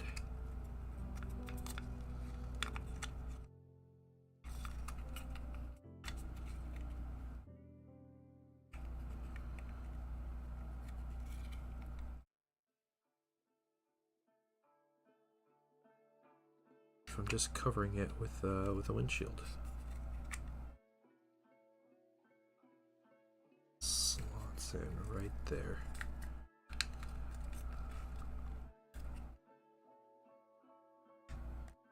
That goes down. That goes up. So it'll glue in like this. Skipping steps. Yeah, yeah. Well, I think you can. Yeah, I think these are the. I think that's proper. So let's do this. A lot of glue here.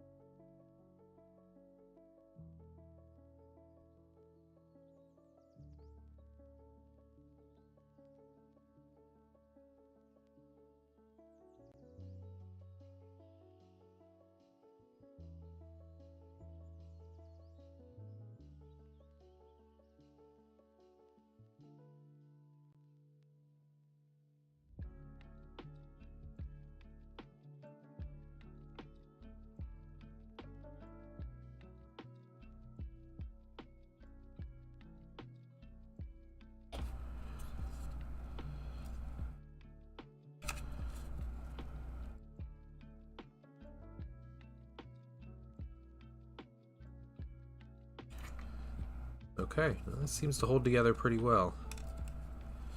Alright. Let's just keep moving. Oh, big door pieces.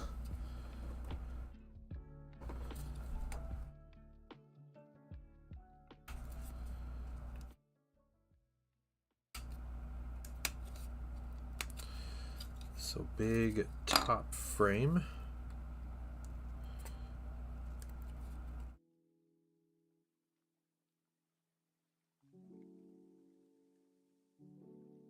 back door frame here.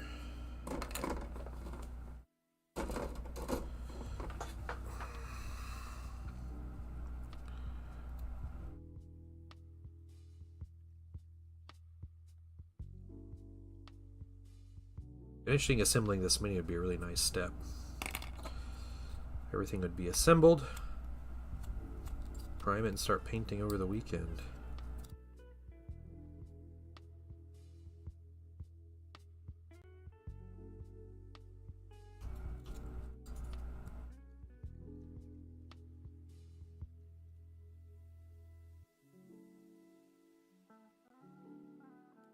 Okay.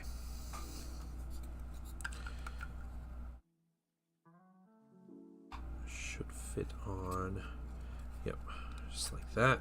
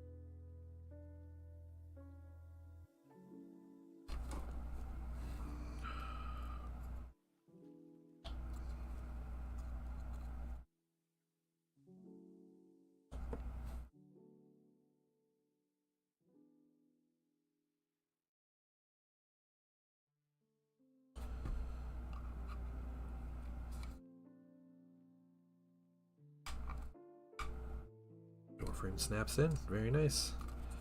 So it's still kind of coming apart at the bottom.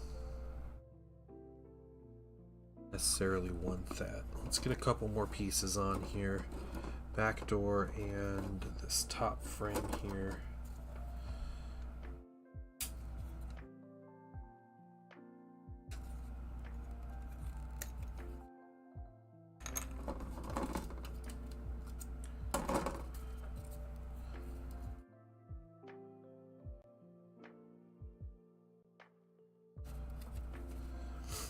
I'm thinking there's not anything on the bottom that'll bring everything together like these roof pieces.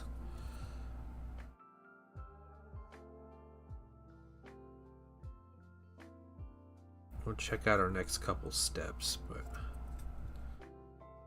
I'm thinking that might be one possible issue run into.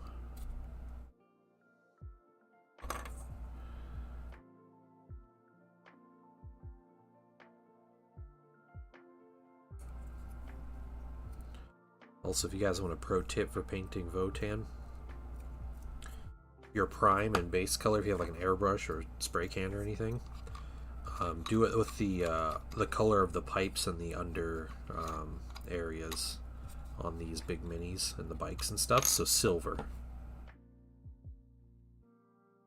It is much easier and quicker to paint all the panels the color you need than to paint all the little pipes and stuff. So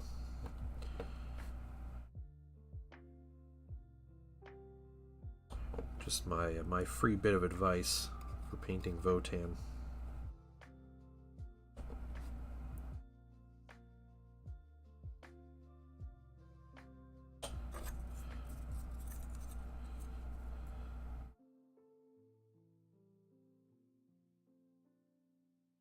Under there, goes on top of there. Nice. Okay. Simple. We don't need to do the droid pilot, robot pilot, because we're covering that with a windshield.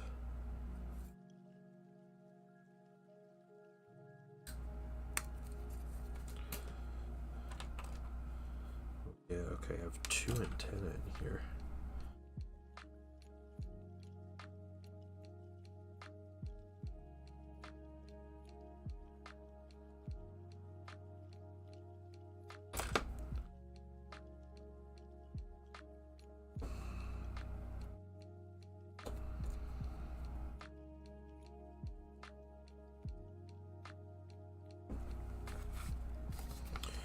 Next step, we got all the tubes or pipes or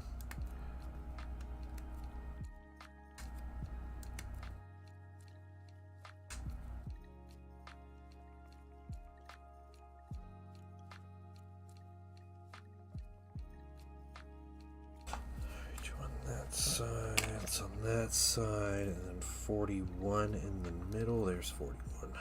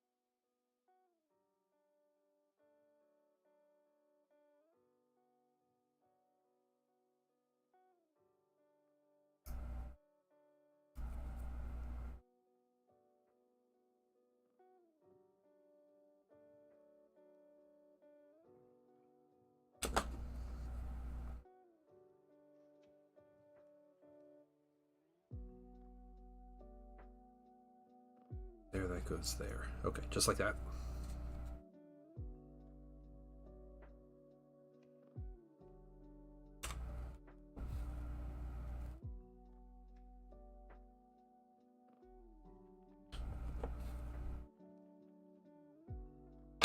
Oops.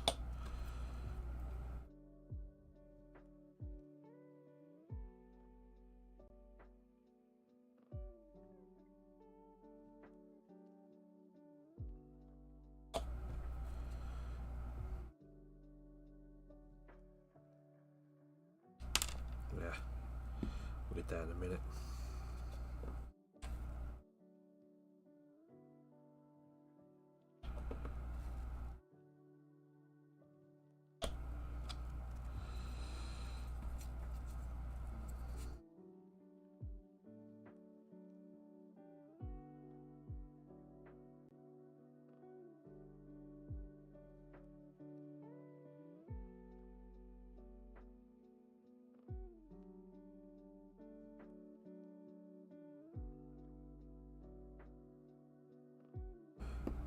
Okay, 44,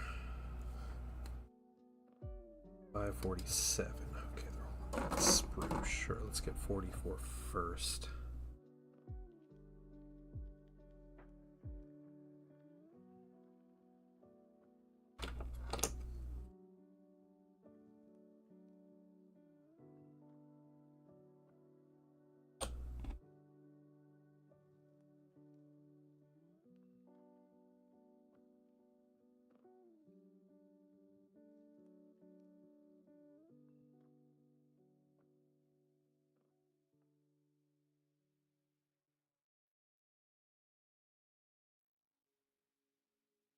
Painting the board for my house numbers. Oh, cool. That's a cool project.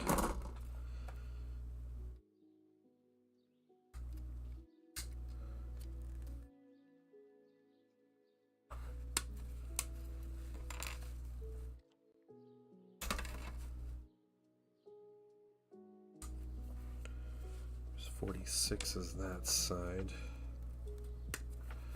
45 is over here. Let's do 47. Should be a one coder. Oh, cool. All right, that's easy. Do anything fancy with it?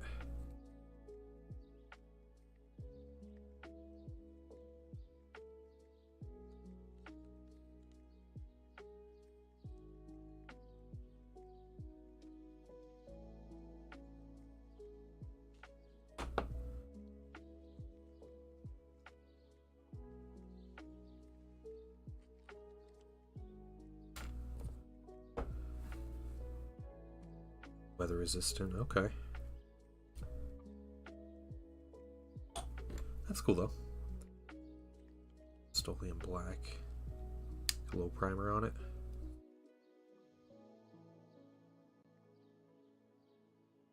I hate doing house projects. I feel like the most mundane thing, and it's just miserable to me.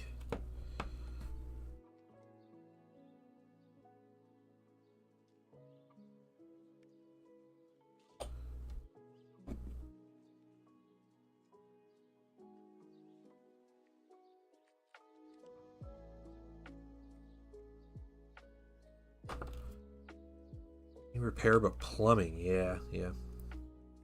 Hey Rymir, how you doing?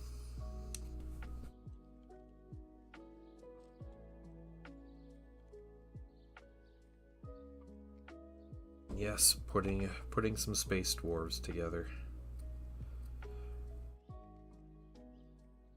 If we can't finish this Sagittar real quick.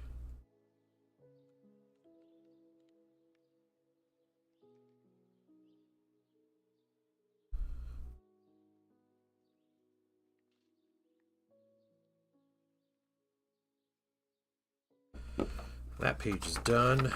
The next page, hey, it's all these axle pieces that this person already put together. They trim the pieces too nice. Okay. Do a once over, make sure everything is trimmed all right. We're gonna be priming and painting this mini anyway, so it doesn't matter if we're messing up the paint on this.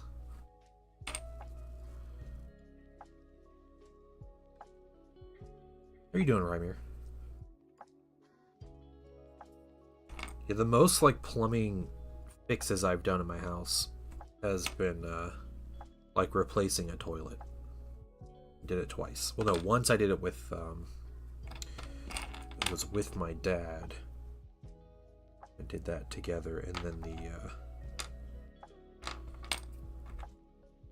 second one was on my own. So this goes here, and it goes like that. All right, let's get some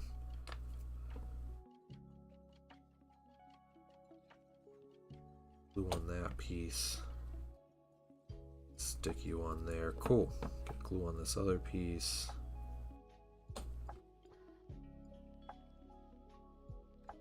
Same for you.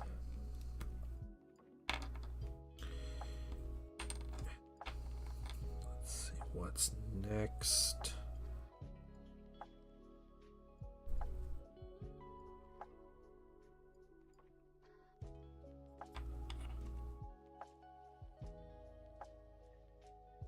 So let's go on a very specific way. We'll go on this way. I don't know if there's actually a difference in some of these wheels. They look all the same and they kind of line up, so let's plan for that. I don't mind sewer work, anything with pressurized water. Yeah, okay. Yeah, a handyman I am not. So I am I always act way too cheap to want to hire someone to come fix something, but I don't like fixing it myself. More than happy to give it a try and make everything worse, though. Definitely do that enough. Getting into woodworking? Yeah. I got some friends that are into woodworking. Kind of like their jam. And that is very cool for them. I wish I could bother my woodworking friends like people bother me about printing minis.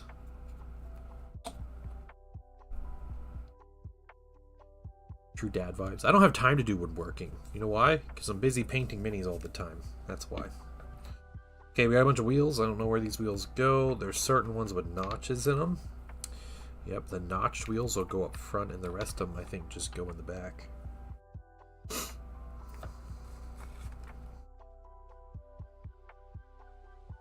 Yeah, I think that's just what we do. Okay.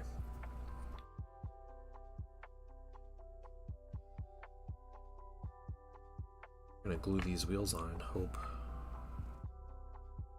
it's the right thing.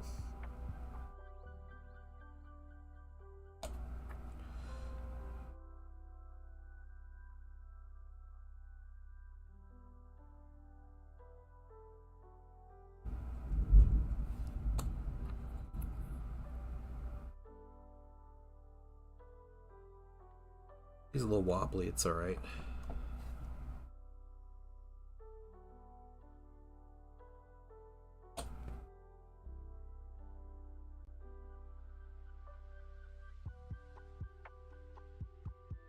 This mini's already half painted. What am I doing? I don't need to do much more on this mini.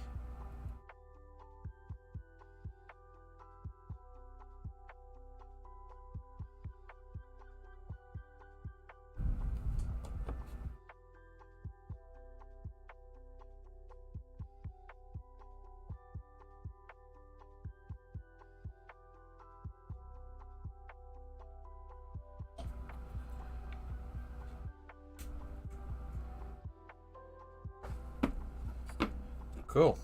He sits fine. I am alright with this.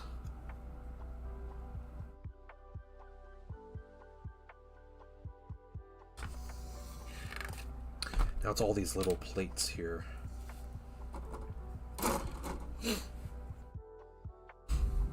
Okay, are these pieces trimmed? They look like it.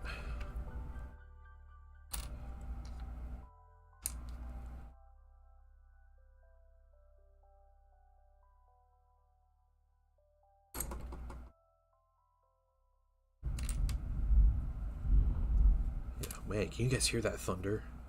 I don't know if you guys can hear the thunder, but it's getting pretty crazy out there. If I happen to lose power, if the stream shuts off all of a sudden, you know, it's fine. Is that what that is? Yeah, there's thunder going on right outside.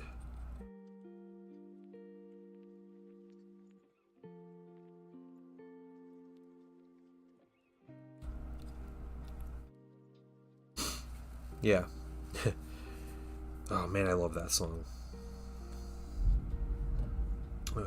54, it looks like he's tiny little rhombus, not the parallelogram here.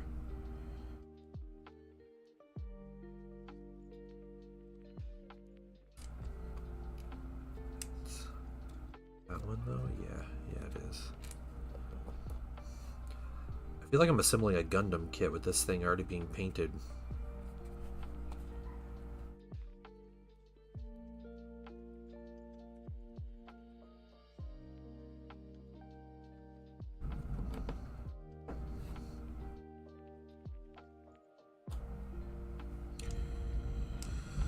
Not you, I need you.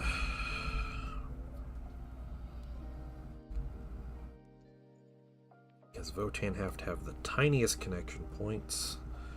Put that on there, and then there's one more, which is this piece, and it fits right on there.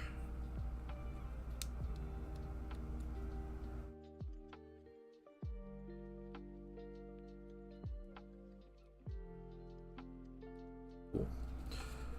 There's one half.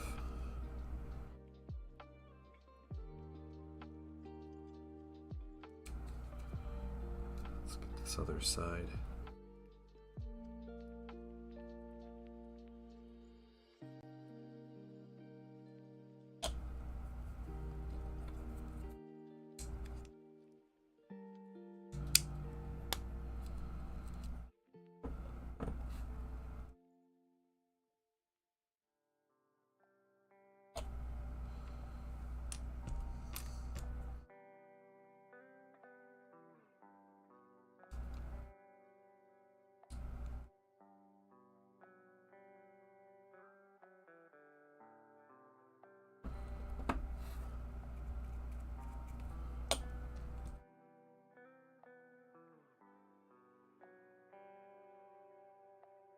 Okay, would you look at that? Armor plating's on, it's the next step. Now it's just like weapons and stuff. Now the weapons are going to be a whole thing. We can probably glue these on, so real quick, let's just look at these windshields. We're going to get these windshields going, and then I'll come back to the weapons.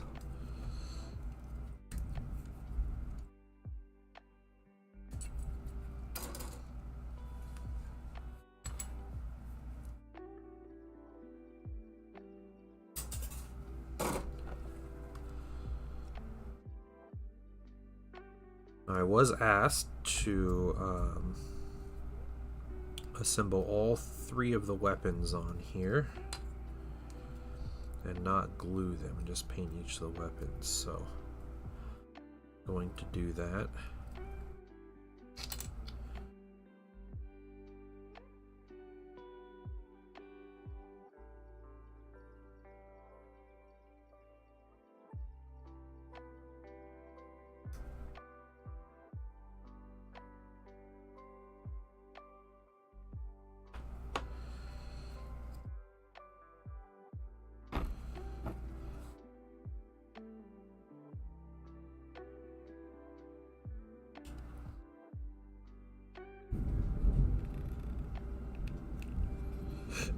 That should fit right into that notch right there.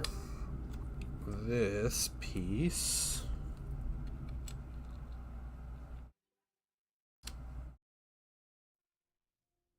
should fit right down here. I think there is a way.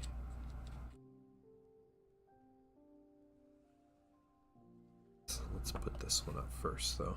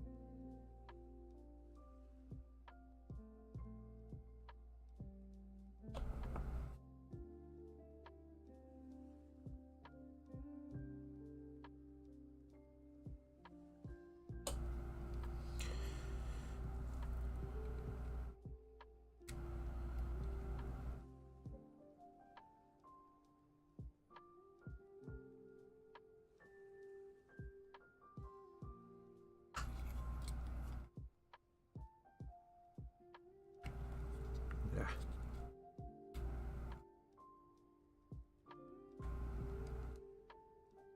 There we go. All right. In and lined up.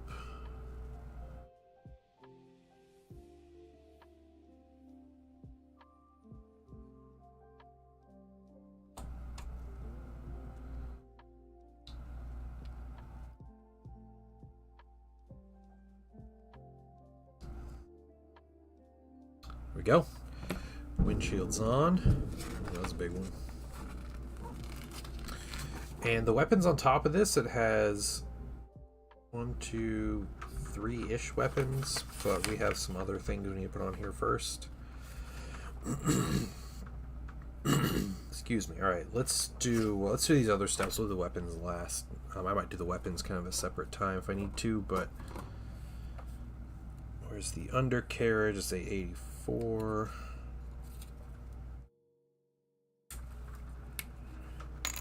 We'll also need this back piece right here.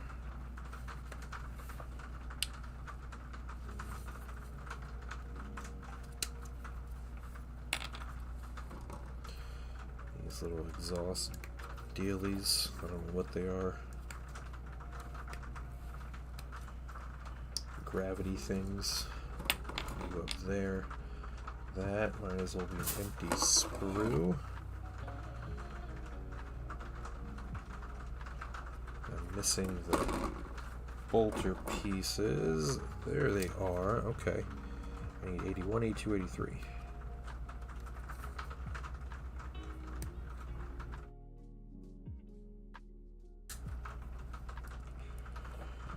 It's 81.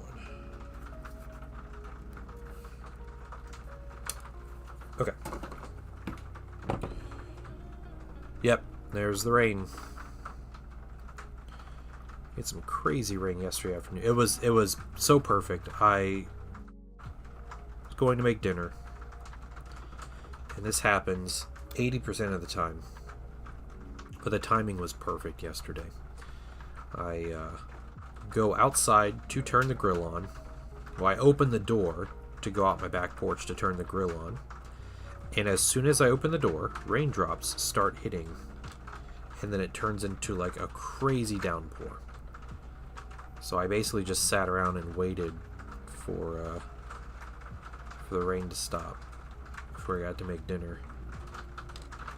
But man, that happens so often with me. Like, it's always raining when I'm grilling.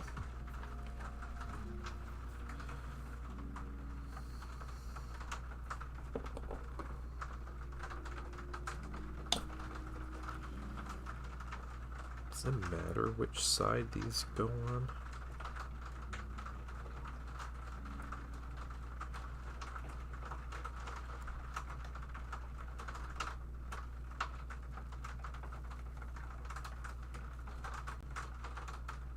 Oh, weird. Okay, it's different. It's gotta be this way.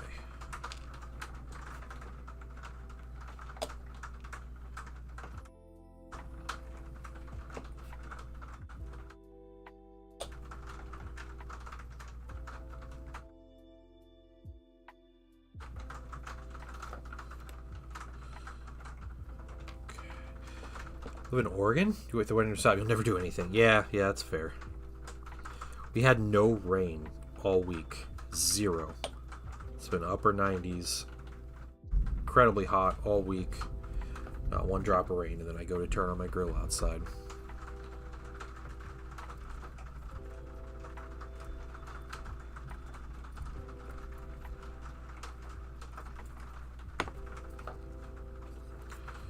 To be fair, though, I've been grilling all week. It's not like it's the first time I turned on the grill, but...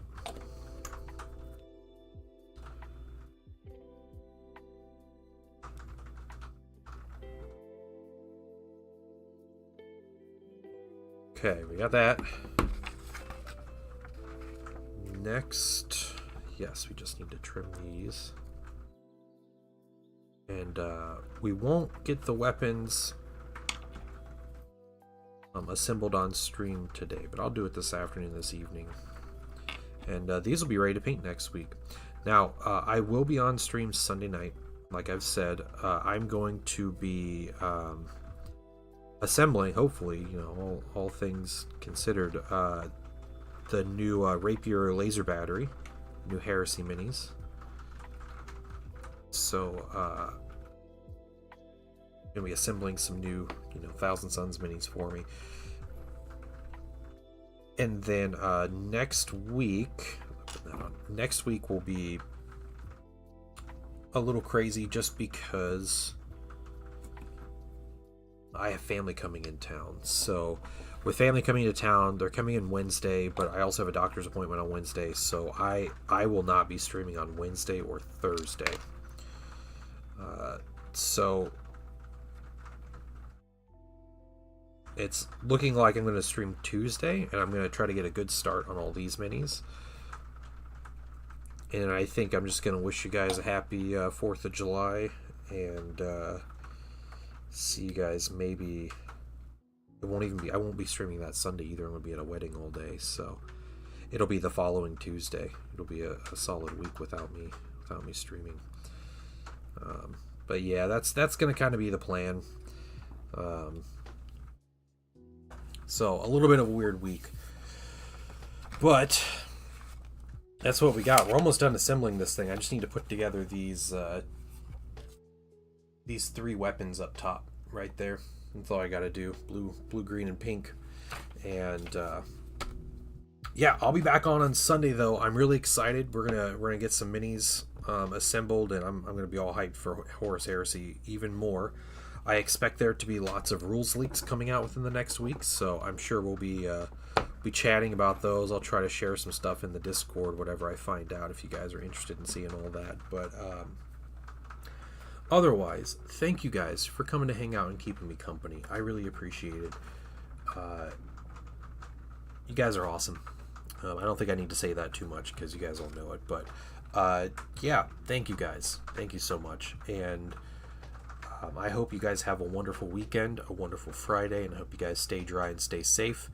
And I will see you all on Sunday. All right. Bye, everybody.